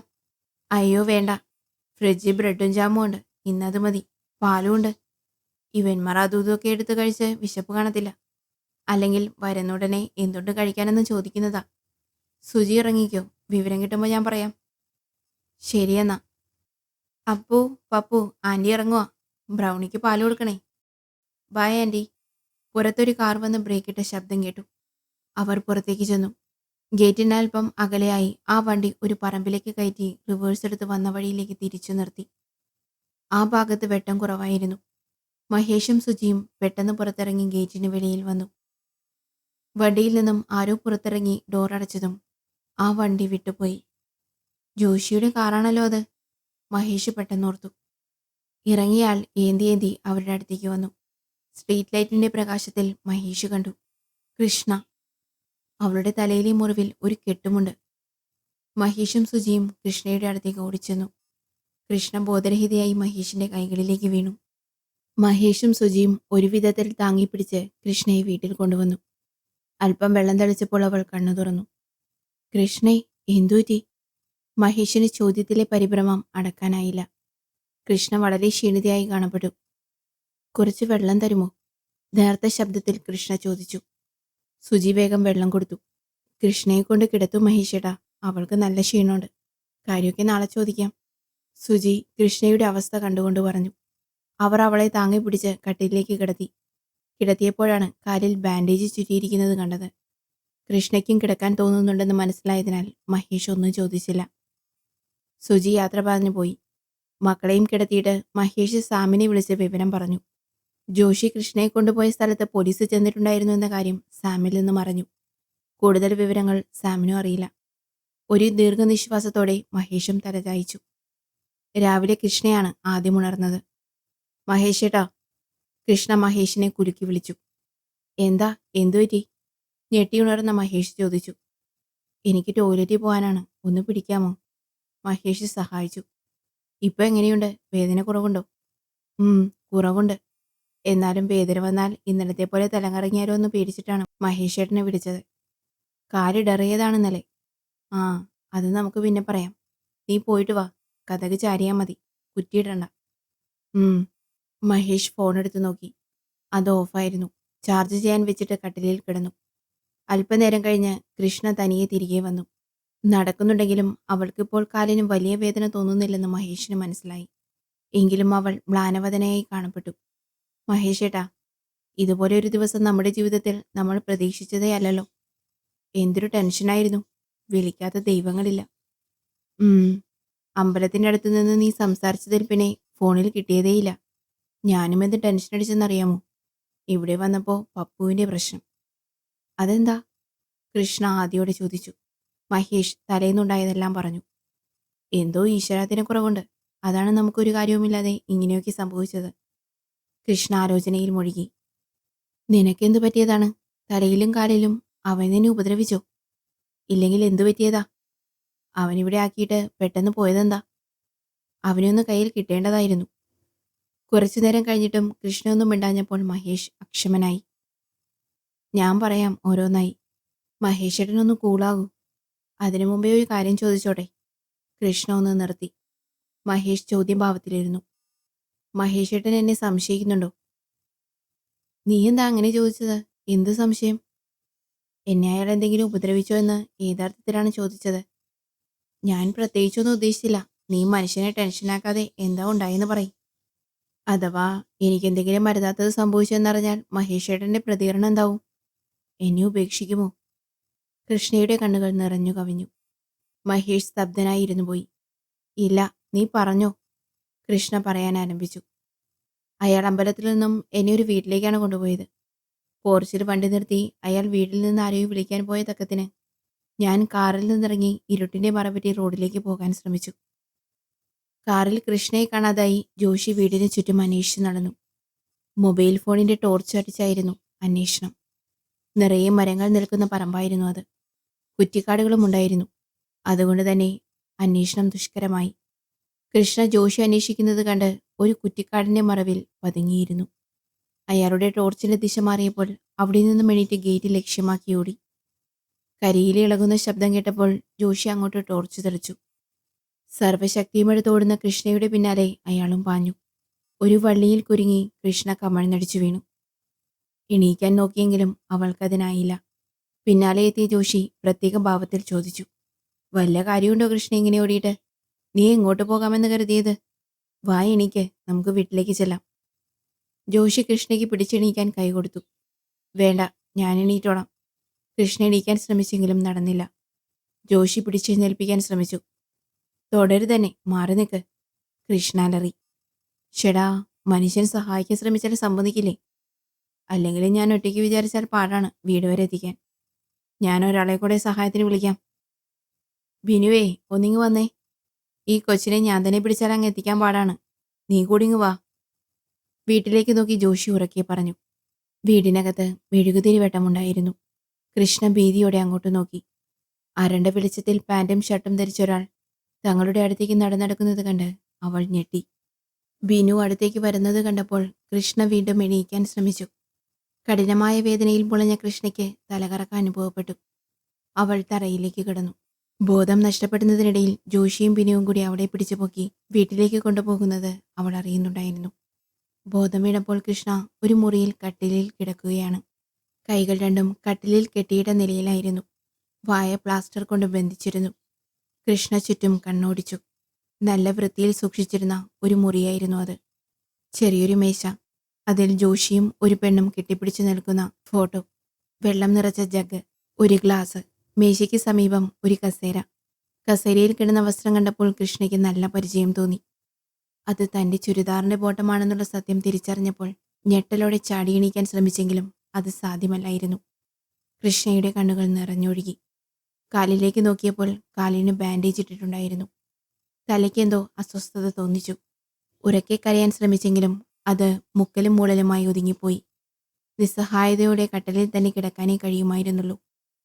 തനിക്ക് എന്തായിരിക്കും സംഭവിച്ചിട്ടുണ്ടാവുക എന്നോർക്കാൻ ശ്രമിച്ചിട്ടും ഒന്നും ഓർമ്മ വരുന്നുണ്ടായിരുന്നില്ല. നിറഞ്ഞൊഴുകിയ കണ്ണുകൾ തലചരിച്ച് തോളുകൊണ്ട് തുടച്ചു. കുറച്ചുനേരം കഴിഞ്ഞപ്പോൾ ആരോ വാതിൽ തുറക്കുന്ന ശബ്ദം കേട്ടു. ജോഷിയാണ്. അയാൾ കട്ടിലിൻ്റെ സൈഡിൽ വന്നു നിന്നു. ഇപ്പോൾ എങ്ങനെയുണ്ട് കൃഷ്ണേ? അയാളുടെ ചോദ്യം കേട്ട കൃഷ്ണ വെറുപ്പോടെ മുഖം തിരിച്ചു. കൃഷ്ണയ്ക്ക് എന്നോട് വെറുപ്പാണെന്ന് എനിക്കറിയാം. സാരയില്ല, ഞാനത് അർഹിക്കുന്നു. എനിക്ക് പറയാനുള്ളത് കൂടി കൃഷ്ണ കേൾക്കണം. അയാൾക്ക് പറയാനുള്ളത് കൃഷ്ണയ്ക്ക് എന്താണെന്നറിയാൻ പോലും യാതൊരു ആഗ്രഹവും തോന്നിയില്ല. വായിലൊട്ടിച്ചിരുന്ന പ്ലാസ്റ്റർ ഒന്ന് ഇളക്കിയിരുന്നെങ്കിൽ വിളിച്ചു കൂവി നോക്കാമെന്ന് തോന്നി. ആരും കേൾക്കുമെന്നോ രക്ഷിക്കുമെന്നോ ഉള്ള വിശ്വാസമല്ല, ഒരു ശ്രമം, അതിനായി മാത്രം. അമ്പലത്തിൽ വെച്ചുണ്ടായ സംഭവവും പെട്ടെന്ന് ഓർമ്മ വന്നു. ആ സ്ത്രീ പറഞ്ഞതനുസരിച്ച് നോക്കിയാൽ ഇയാളോട് മുട്ടാൻ ഇവിടെയുള്ളവർക്ക് ഭയമോ അറപ്പോ ഒക്കെയാണ്. കൃഷ്ണയുടെ മനസ്സ് വായിച്ചെന്ന പോലെ ജോഷി പറഞ്ഞു. പ്ലാസ്റ്റർ ഇളക്കണമെന്നുണ്ട് എനിക്ക്. പക്ഷേ കുറെ മുൻപുള്ള പെർഫോമൻസ് ഓർക്കുമ്പോൾ ഞാനതിന് മുതിരുന്നില്ല. ഒരു രക്ഷയുമില്ലാതെ വന്നപ്പോഴാണ് ഞങ്ങൾക്ക് പ്ലാസ്റ്റർ ഒട്ടിക്കേണ്ടി വന്നതും കെട്ടിയിടേണ്ടി വന്നതും. ഇപ്പോൾ പ്ലാസ്റ്റർ ഇളക്കിയ എനിക്ക് പറയാനുള്ളത് കേൾക്കാൻ നീ തയ്യാറായില്ലെന്ന് വരും. പിന്നെ എനിക്ക് മൂന്നാം മുറ പ്രയോഗിക്കേണ്ടി വന്നാലോ? അതുകൊണ്ട് കുറച്ചു നേരം കൂടി ക്ഷമിക്കേ. കൃഷ്ണ അടങ്ങി. അവൾ നടന്ന കാര്യങ്ങൾ ഓർക്കാൻ ശ്രമിച്ചു. തലകറങ്ങിക്കിടന്ന തന്നെ അവർ എടുത്തു പൊക്കിക്കൊണ്ടുപോയി. പിന്നെ അല്പം കഴിഞ്ഞപ്പോൾ താനൊരു മുറിക്കുള്ളിലാണെന്ന് മനസ്സിലായി. ആരോ തൻ്റെ പാൻറ് ഊരി മാറ്റാൻ ശ്രമിക്കുന്നു. താൻ വിളിച്ചു കൂവി കുതറുന്നു. ആരോ കയ്യിൽ പിടിച്ചു വയ്ക്കുന്നു. പാൻറ് ഊരാൻ ശ്രമിച്ചയാൾ പോയി പ്ലാസ്റ്റർ കൊണ്ടുവന്ന് വായിലൊട്ടിക്കുന്നു. അത് കഴിഞ്ഞ് വീണ്ടും തൻ്റെ കണ്ണടഞ്ഞു പോകുന്നു. പിന്നെ ഇപ്പോഴുള്ള കാര്യങ്ങൾ മാത്രമാണ് ഓർമ്മ. മഹേഷ് ഏട്ടൻ എന്തെങ്കിലും പറയുന്നതിന് മുമ്പ് തന്നെ ചാടിക്കേറി വണ്ടിയിലിരിക്കാൻ തോന്നിയ നിമിഷത്തെ അവൾ പഴിച്ചു. ഇപ്പോൾ സകല ദൈവങ്ങളെയും വിളിക്കുക എന്നതിൽ കവിഞ്ഞൊന്നും ചെയ്യാനുണ്ടായിരുന്നില്ല. ജോഷി കസേര നീക്കിയിട്ട് കൃഷ്ണയുടെ അടുത്തിരുന്നു. ഞങ്ങളുടെ സ്കൂളിലെ സംഭവങ്ങൾ ഞാൻ കാറിൽ വെച്ച് പറഞ്ഞത് കൃഷ്ണ കേട്ടോ എന്ന് എനിക്ക് ഉറപ്പില്ല. അത് ഞാൻ ഒന്നുകൂടി പറയാം. ജോഷി മഹേഷിനോട് കാറിൽ വെച്ച് പറഞ്ഞത് ആവർത്തിച്ചു. അതേ വികാരവിക്ഷോഭങ്ങൾക്ക് അയാൾ വീണ്ടും അടിമപ്പെട്ടു. ആ ഭാവമാറ്റം കണ്ട കൃഷ്ണ ഭയന്നു. ഇതപ്പോൾ ശ്രദ്ധയിൽപ്പെട്ടിരുന്നെങ്കിൽ ഒരുപക്ഷെ താൻ ഇയാളുടെ കൂടെ ഇറങ്ങി പുറപ്പെടാൻ തുനിയുമായിരുന്നില്ല. ഇനി ഇയാൾ ഈ പേരിൽ എന്താണാവോ തന്നെ ചെയ്യാൻ പോകുന്നത്? സംയമനം വീണ്ടെടുത്ത ജോഷി തുടർന്നു. മഹേഷ് സ്കൂളിൽ നിന്ന് പോയതോടെ പ്രതികാരത്തിനുള്ള അവസരം എനിക്ക് നഷ്ടപ്പെട്ടു.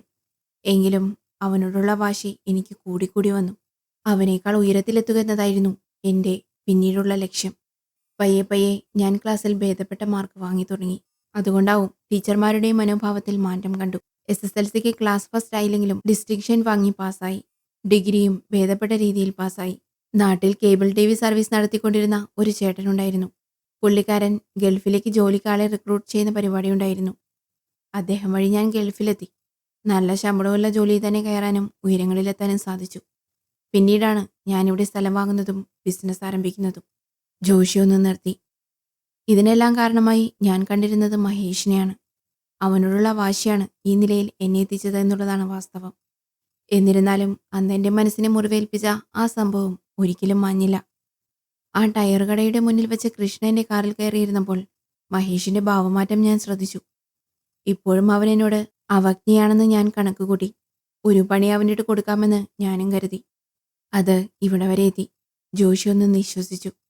എനിക്ക് പറയാനുണ്ടായിരുന്നത് ഞാൻ പറഞ്ഞു. ഇനി ഞാൻ പ്ലാസ്റ്റർ മാറ്റാം. കൃഷ്ണ കരയുകയോ കൂവുകയോ എന്താന്ന് വെച്ചായിക്കോ. എന്തായാലും ഇങ്ങോട്ടാരും വരാൻ പോകുന്നില്ല. അയാൾ പ്ലാസ്റ്റർ മാറ്റി. കൃഷ്ണ വിതുമ്പി. അവൾക്ക് കഠിനമായി ദാഹിക്കുന്നുണ്ടായിരുന്നു. വെള്ളം കിട്ടുമോ? മനസ്സില്ലാ മനസ്സോടെ അവൾ ജോഷിയോട് ചോദിച്ചു. മേശപ്പുറത്തിരുന്ന ജഗ്ഗിൽ നിന്നും ഗ്ലാസ്സിലേക്ക് വെള്ളം പകർന്ന് ജോഷി കൃഷ്ണയുടെ വായിൽ ഒഴിച്ചു കൊടുത്തു.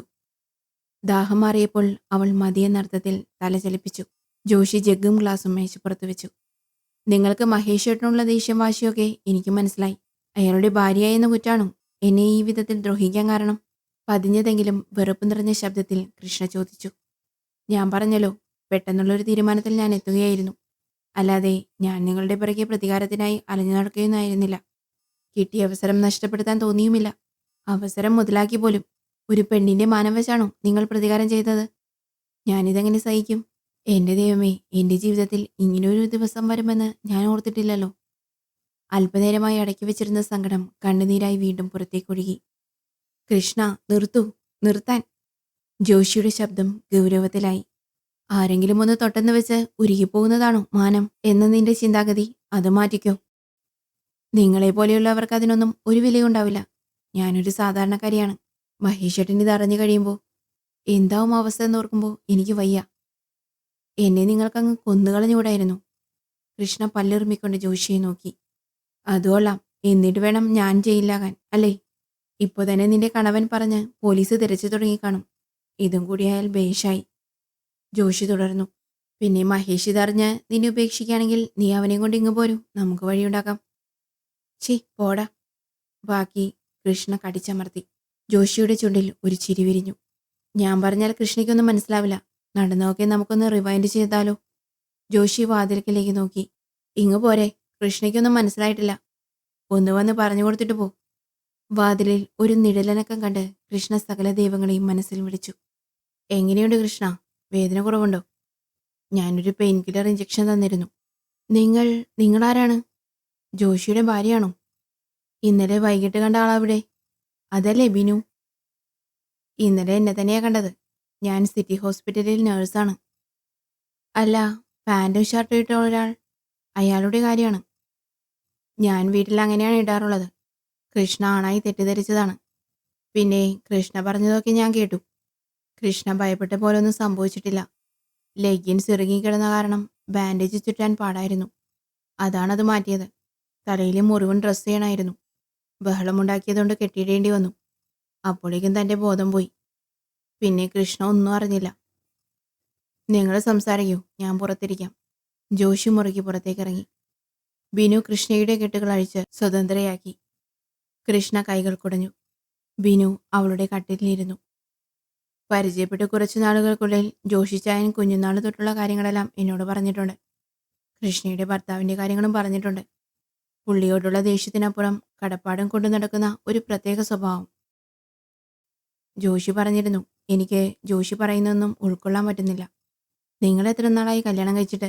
ഇങ്ങനെയൊരു പ്രത്യേക സ്വഭാവക്കാരനെ എങ്ങനെ അഡ്ജസ്റ്റ് ചെയ്യുന്നു എന്നെനിക്ക് അതിശയം തോന്നുന്നു. കൃഷ്ണ തനിക്ക് തോന്നിയത് വെട്ടി തുറന്നു പറഞ്ഞു.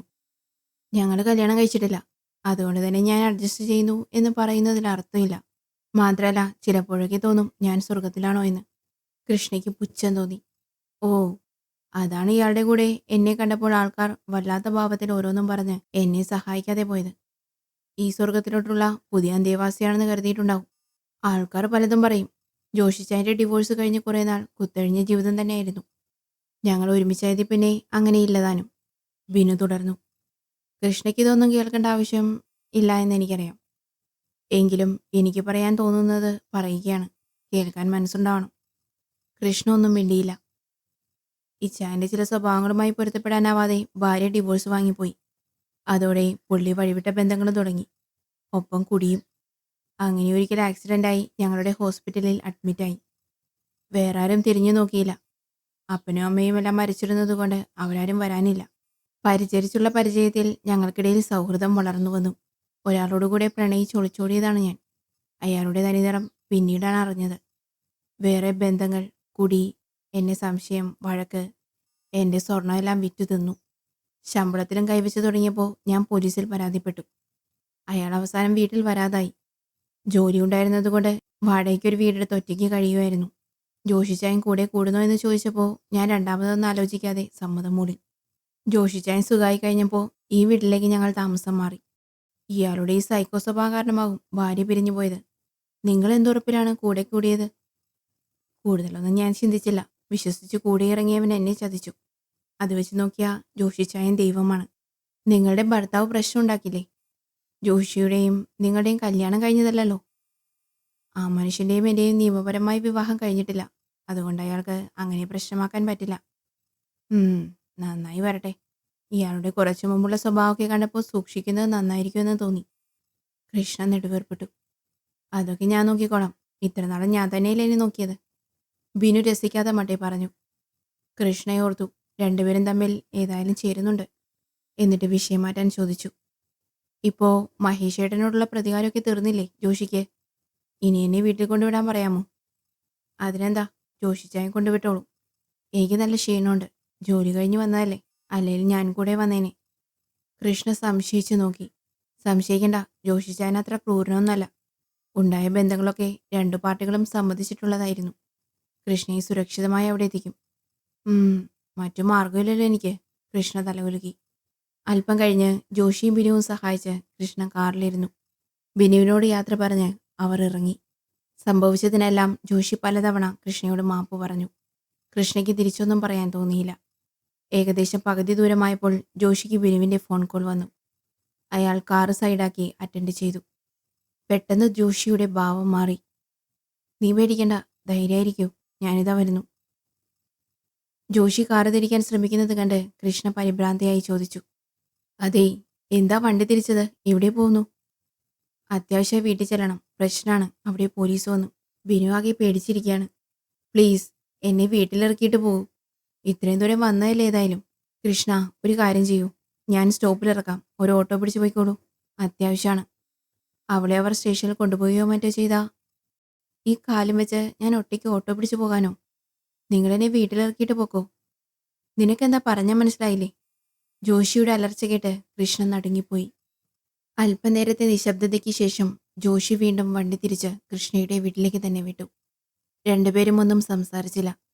വീടെത്താറായപ്പോൾ കൃഷ്ണ പറഞ്ഞു, ഇവിടെ നിർത്തിയാൽ മതി. വണ്ടി തിരിക്കാൻ ഇവിടെയാണ് എളുപ്പം. ഞാൻ നടന്നു പോയിക്കോളാം. അതിന് കാൽ വയ്യാതിരിക്കുകയാണല്ലോ. ജോഷി അല്പം മയപ്പെട്ടിരുന്നു. സാരയില്ല, ഇപ്പോൾ അധികം വേദനയില്ല. ജോഷി വേഗം പൊക്കോളൂ. ജോഷി വണ്ടി നിർത്തി. കൃഷ്ണ പയ്യെ ഇറങ്ങി. ജോഷി ഉടൻ തന്നെ കാർ റിവേഴ്സ് എടുത്ത് പോവുകയും ചെയ്തു. കൃഷ്ണ നടന്നപ്പോൾ ഒരു കല്ലിൽ ചവിട്ടി വീഴാൻ പോയി. കാലിന് അസഹനീയമായ വേദന അനുഭവപ്പെട്ടു. തലകറങ്ങി വീഴാൻ പോയപ്പോഴേക്കും മഹേഷ് ഓടി വന്നു താങ്ങി. ഇതാണ് സംഭവിച്ചത് മഹേഷേട്ടാ, കൃഷ്ണ പറഞ്ഞു നിർത്തി. നീ മനുഷ്യനെ ടെൻഷനാക്കാൻ എന്നിട്ടെന്താ ആവശ്യമില്ലാത്ത കാര്യങ്ങളൊക്കെ ഇടയ്ക്ക് കയറി പറഞ്ഞത്? എന്തോ എനിക്കാകെ കൂടെ ഒരു പരവേശം. അവിടെ ബെഡിൽ കെട്ടിയിട്ടിരുന്നപ്പോൾ ഞാൻ കടന്നുപോയ മാനസികാവസ്ഥ, അതാവും അങ്ങനെയൊക്കെ തോന്നിപ്പിച്ചത്. എനിക്ക് മറുപടി കിട്ടിയില്ല ഇപ്പോഴും. എന്തിന്? എനിക്കിപ്പോൾ എന്തെങ്കിലും സംഭവിച്ചിരുന്നെങ്കിൽ മഹേഷേട്ടൻ എന്നെ എങ്ങനെയാകും ഉൾക്കൊള്ളുക? കൃഷ്ണേ, ഇങ്ങനെയൊന്നും ഞാൻ ചിന്തിച്ചിട്ട് പോലുമില്ല. നിനക്കൊന്നും സംഭവിച്ചിട്ടുമില്ല. നെഗറ്റീവ് ചിന്തകളൊക്കെ മാറ്റിവെക്കൂ. കുറച്ചു നേരം പാട്ട് കേൾക്കുകയോ ടി വി കാണുകയോ ചെയ്. അപ്പോൾ ചേട്ടന് ഉറപ്പില്ലല്ലേ എങ്ങനെ പ്രതികരിക്കുമെന്ന്? അതല്ലേ ഇങ്ങനെ? എൻ്റെ പൊന്നെ, അതല്ല. അങ്ങനെയൊന്നും ആലോചിക്കാൻ പോലും എനിക്ക് തോന്നുന്നില്ല. അഥവാ എന്തൊക്കെ സംഭവിച്ചാലും ഞാൻ നിന്റെ കൂടെ തന്നെ കാണുമായിരുന്നു. പോരെ? ഉണ്ടായിരുന്നാ മതി. കൃഷ്ണ സോഫയിൽ കണ്ണുകളടച്ച് ചാരിയിരുന്നു. മഹേഷ് ഫോൺ ഓണാക്കി സാമിനെ വിളിച്ചു. സാം ഉടൻ തന്നെ എടുത്തു. മഹേഷേ, ഞാൻ കുറേ നേരമായി വിളിക്കുന്നു, കിട്ടുന്നില്ലായിരുന്നു. ഫോൺ ഓഫായിരുന്നു. പ്രത്യേകിച്ച് എന്തെങ്കിലും പറയാനാണോ? ജോഷിയും കൂടെയുള്ള പെണ്ണും സ്റ്റേഷനിലുണ്ട്. നമ്മുടെ കേസിലല്ല കൊണ്ടുവന്നത്. ഒരുത്തൻ ജോഷി അവൻ്റെ ഭാര്യയെ തട്ടിക്കൊണ്ടുപോയെന്ന് പറഞ്ഞ് പൊക്കിച്ചതാ. പക്ഷേ അത് നിലനിൽക്കുമെന്ന് തോന്നുന്നില്ല. ആ പെണ്ണ് നിഷേധിച്ചു. മഹേഷ് പെട്ടെന്ന് വന്ന് ഒരു പരാതി എഴുതി കൊടുത്താൽ ജോഷി ഇപ്പോൾ തന്നെ ഈ പേരിൽ കൊടുക്കാം. ശരി, ഞാൻ ഇറങ്ങാം. ബൈ. എന്താ മഹേഷേട്ടാ? എങ്ങോട്ടും പോകുന്ന കാര്യമാണ്? സ്റ്റേഷനിൽ ജോഷിക്കെതിരെ പരാതി കൊടുക്കാൻ. അവൻ വേറെ കേസിൽ കസ്റ്റഡിയിലാണ്. പക്ഷേ അതിൽ നിന്ന് ഊരിപ്പോവും. ഇപ്പോൾ ഞാൻ പരാതി കൊടുത്താൽ ചിലപ്പോൾ പോലീസിന് പണി എളുപ്പമാവും. ഒരു കാര്യം പറഞ്ഞാൽ മഹേഷേട്ടന് ഒന്നും തോന്നരുത്. എന്താ? പരാതി കൊടുക്കാൻ എനിക്ക് താല്പര്യമില്ല. മഹേഷേട്ടൻ പോകണ്ട. മഹേഷ് ആശ്ചര്യത്തോടെ കൃഷ്ണയെ നോക്കി. എന്തു പൊട്ടത്തരമാണ് നീ പറയുന്നത്? കഴിഞ്ഞ രാത്രി നമ്മൾ അനുഭവിച്ച ടെൻഷൻ നീ മറന്നോ? ഇതിങ്ങനെ വിട്ടാൻ പറ്റില്ല. സമ്മതിച്ചു. എങ്കിലും എനിക്ക് അവരുടെ കഥയൊക്കെ കേട്ടപ്പോൾ സങ്കടം തോന്നുന്നു. വേണ്ട ചേട്ടാ, നമുക്കിതവിടെ അവസാനിപ്പിക്കാം. കഷ്ടം. അങ്ങനെ എല്ലാവർക്കും പല കഥകളും കാണും. ഇതൊന്നും മറ്റുള്ളവരോട് ചെയ്യുന്ന അതിക്രമങ്ങൾക്ക് ഒരിക്കലും ഒരു ന്യായീകരണമല്ല. എനിക്ക് നിന്റെ നിലപാടോർത്തപ്പോൾ അതിശയമാണ് തോന്നുന്നത്. അയാളുടെ മാനസിക നില ശരിയല്ല മഹേഷേട്ടാ. അവരെ നമ്മളായിട്ട് ഉപദ്രവിക്കണ്ട. ജീവിച്ചു പോട്ടെ. കൃഷ്ണ തൽക്കാലം ഇതിലിടപെടണ്ട. ഓരോ സൈക്കോയ്ക്കും കഥനകഥകൾ കാണും. അതിന് ചികിത്സ ചെയ്യണം. അല്ലെങ്കിൽ ഇതുപോലെ ഓരോന്നും നടക്കും. അവനെ ബിനു ചികിത്സിക്കാൻ കൊണ്ടുപോകണമായിരുന്നു. ഇപ്പോൾ ഞാൻ അതിനൊരു അവസരമുണ്ടാക്കിയെന്ന് കരുതിയാൽ മതി. ഞാൻ പറയാനുള്ളത് പറഞ്ഞു. ഇനി മഹേഷേട്ടൻ്റെ ഇഷ്ടം. കൃഷ്ണ ഇഷ്ടക്കേട് പ്രകടിപ്പിച്ചുകൊണ്ട് അകത്തേക്ക് പോയി. മഹേഷ് തെല്ലുനേരം ആലോചിച്ച് നിന്നെങ്കിലും അവസാനം കാറെടുത്ത് പോലീസ് സ്റ്റേഷനിലേക്ക് പോയി. സ്റ്റേഷനിലെത്തി അകത്ത് ചെന്നപ്പോൾ തന്നെ ജോഷിയെയും ബിനുവിനെയും ഒരു ബെഞ്ചിലിരുത്തിയിരിക്കുന്നത് കണ്ടു. ജോഷിയുടെയും മഹേഷിൻ്റെയും കണ്ണുകൾ തമ്മിലിടഞ്ഞു. മഹേഷിൻ്റെ നോട്ടം നേരിടാനാവാതെ ജോഷി കണ്ണുകൾ താഴ്ത്തി. കോൺസ്റ്റബിളിനോട് കാര്യം പറഞ്ഞപ്പോൾ അയാൾ മഹേഷിനെ എസ് ഐയുടെ അടുത്തേക്ക് വിട്ടു. എസ് ഐ സൂരജ് മഹേഷിൻ്റെ പ്രായത്തിൽ തന്നെയുള്ള ഒരാളാണെന്ന് തോന്നി. അയാൾ സൗഹൃദഭാവത്തിലാണ് പെരുമാറിയത്. കാര്യം പറഞ്ഞപ്പോൾ അയാൾ പയ്യെ മഹേഷിൻ്റെ അടുത്ത് ചെന്ന് മേശയെ ചാരി നിന്ന് മുഖത്തേക്ക് നോക്കി പതിഞ്ഞ ശബ്ദത്തിൽ പറഞ്ഞു, മഹേഷേ, ഞാനൊരു കാര്യം പറഞ്ഞോട്ടെ. ഈ ജോഷി എനിക്ക് കുറേ നാളായി അറിയാം. നിങ്ങൾ വിചാരിക്കുന്ന പോലെ അത്ര പ്രശ്നക്കാരനൊന്നല്ല അയാൾ. ഒരെടുത്തുചാട്ടം ഉണ്ടെന്നേ ഉള്ളൂ. നമുക്കിതങ്ങ് പറഞ്ഞു തീർക്കുന്നതല്ലേ നല്ലത്. മഹേഷ് അമ്പരന്ന് എസ് ഐയുടെ മുഖത്തേക്ക് നോക്കി. സാറിന് ഞാനിതിൽ അനുഭവിച്ച വിഷമമൊന്നും മനസ്സിലാകാത്തത് കൊണ്ടാണ് ഇങ്ങനെ സംസാരിക്കുന്നത്. എനിക്കിത് ഒത്തുതീർപ്പാക്കാൻ താല്പര്യമില്ല. ദയവ് ചെയ്ത് ഞങ്ങളുടെ ബുദ്ധിമുട്ട് കൂടി സാറ് കണക്കിലെടുക്കണം. നോക്കൂ മഹേഷ്, അതൊക്കെ എനിക്ക് മനസ്സിലായി. അയാൾക്ക് പറയാനുള്ളത് കൂടി ഒന്ന് കേട്ടിട്ട് ഒരു തീരുമാനമെടുക്കുമെന്ന് മാത്രമാണ് ഞാൻ ഉദ്ദേശിച്ചത്. ഒരു സുഹൃത്ത് എന്ന രീതിയിൽ ചോദിക്കുന്നു എന്ന് കരുതിക്കൂടെ?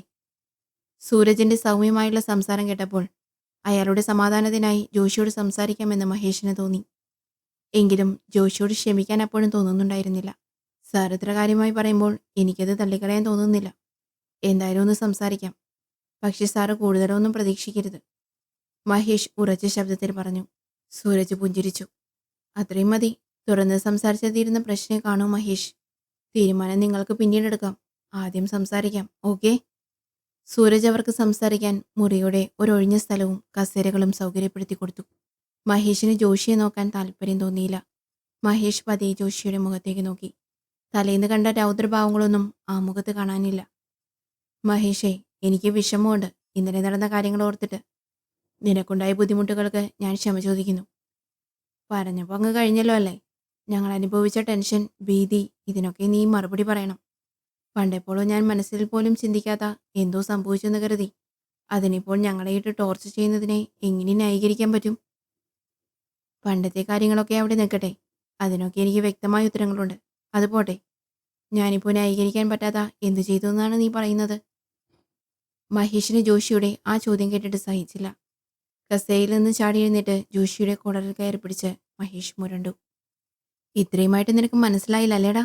നീ എന്താ ചെയ്തതെന്ന് നിന്നെ ഞാൻ മനസ്സിലാക്കിച്ചു തരാം. അത് പറഞ്ഞതും മഹേഷ് ജോഷിയുടെ കരണക്കുറ്റിക്ക് ഒന്ന് പൊട്ടിച്ചതും ഒന്നിച്ചായിരുന്നു. സൂരജോ മറ്റോ പോലീസുകാരോ ആ സമയം മുറിയിലുണ്ടായിരുന്നില്ല. അടികൊണ്ട് വീഴാൻ പോയ ജോഷി ബാലൻസ് ചെയ്ത് നിന്ന് മഹേഷിന് നേരെ ചെന്ന് വയറിൽ തലകൊണ്ടിടിച്ചു. നല്ലപോലെ വേദനിച്ചെങ്കിലും അതോടെ ജോഷിയുടെ കഴുത്ത് മഹേഷിന്റെ കക്ഷത്തിലായി. ജോഷിയുടെ പുറത്ത് കൈമുട്ട് വെച്ച് നല്ല രണ്ടിടി കിട്ടി. ജോഷിയാകട്ടെ അവന്റെ കാൽ മഹേഷിന്റെ കാലിൽ പിണച്ച് അവനെ വീഴ്ത്തി. രണ്ടുപേരും സ്റ്റേഷന്റെ തറയിൽ കിടന്നുരുണ്ടു പിണഞ്ഞു. ശബ്ദം കേട്ട് സൂരജും മറ്റു പോലീസുകാരും ഓടിയെത്തി രണ്ടുപേരെയും പിടിച്ചു മാറ്റി. നിർത്തട രണ്ടും, സൂരജ് അലറി. ഇലയ്ക്ക് മുള്ളിനും കേടില്ലാതെ കാര്യം തീർക്കാമെന്ന് വെച്ചപ്പോൾ രണ്ടിനും കൊലപാതകത്തിന് ഞാൻ ഉത്തരവാദിയേനെ. ഇപ്പോൾ കേസ് ചാർജ് ചെയ്ത് രണ്ടിനെയും പിടിച്ചകത്തിടുകയാണ് വേണ്ടത്. കലിയടങ്ങാതെ പോരുകോഴികളെ പോലെ പരസ്പരം നോക്കിക്കൊണ്ടിരുന്ന ഇരുവരെയും നോക്കിയാണ് സൂരജ് പറഞ്ഞത്. അപ്പോഴേക്കും ശബ്ദം കേട്ട് ബിനുവും അങ്ങോട്ട് ഓടി വന്നിരുന്നു. ജോഷിയുടെ അവസ്ഥ കണ്ട് അവൾ കരഞ്ഞുകൊണ്ട് ഓടി വന്നു. അടുത്തെത്തുന്നതിന് മുമ്പ് അവൾ സ്തംഭിച്ചു നിന്നു. ശേഷം നിലത്തേക്ക് വീണ് അപസ്മാര ലക്ഷണങ്ങൾ പ്രകടിപ്പിച്ചു. ജോഷി ഓടി വന്ന് തന്റെ പേഴ്സെടുത്ത് ബിനുവിന്റെ വായിൽ പല്ലുകൾ കിടക്കി വെച്ചു. സാറേ, പെട്ടെന്ന് ഇവളെ ഹോസ്പിറ്റലിൽ കൊണ്ടുപോകാമോ? ഇവൾ ഗർഭിണിയാണ്, ജോഷി കരയുന്നത് പോലെ പറഞ്ഞു. സൂരജ് പെട്ടെന്ന് തന്നെ വനിതാ പോലീസിനെ കൂട്ടി ബിനുവിനെ ആശുപത്രിയിലാക്കാനുള്ള ഏർപ്പാട് ചെയ്തു. മഹേഷ് ഇതെല്ലാം കണ്ട് തരിച്ചിരിക്കുകയായിരുന്നു. അപസ്മാരം എന്ന് കേട്ടിട്ടുണ്ടെങ്കിലും ആർക്കും ആ അനുഭവമുണ്ടായി നേരിട്ട് കണ്ടിരുന്നില്ല.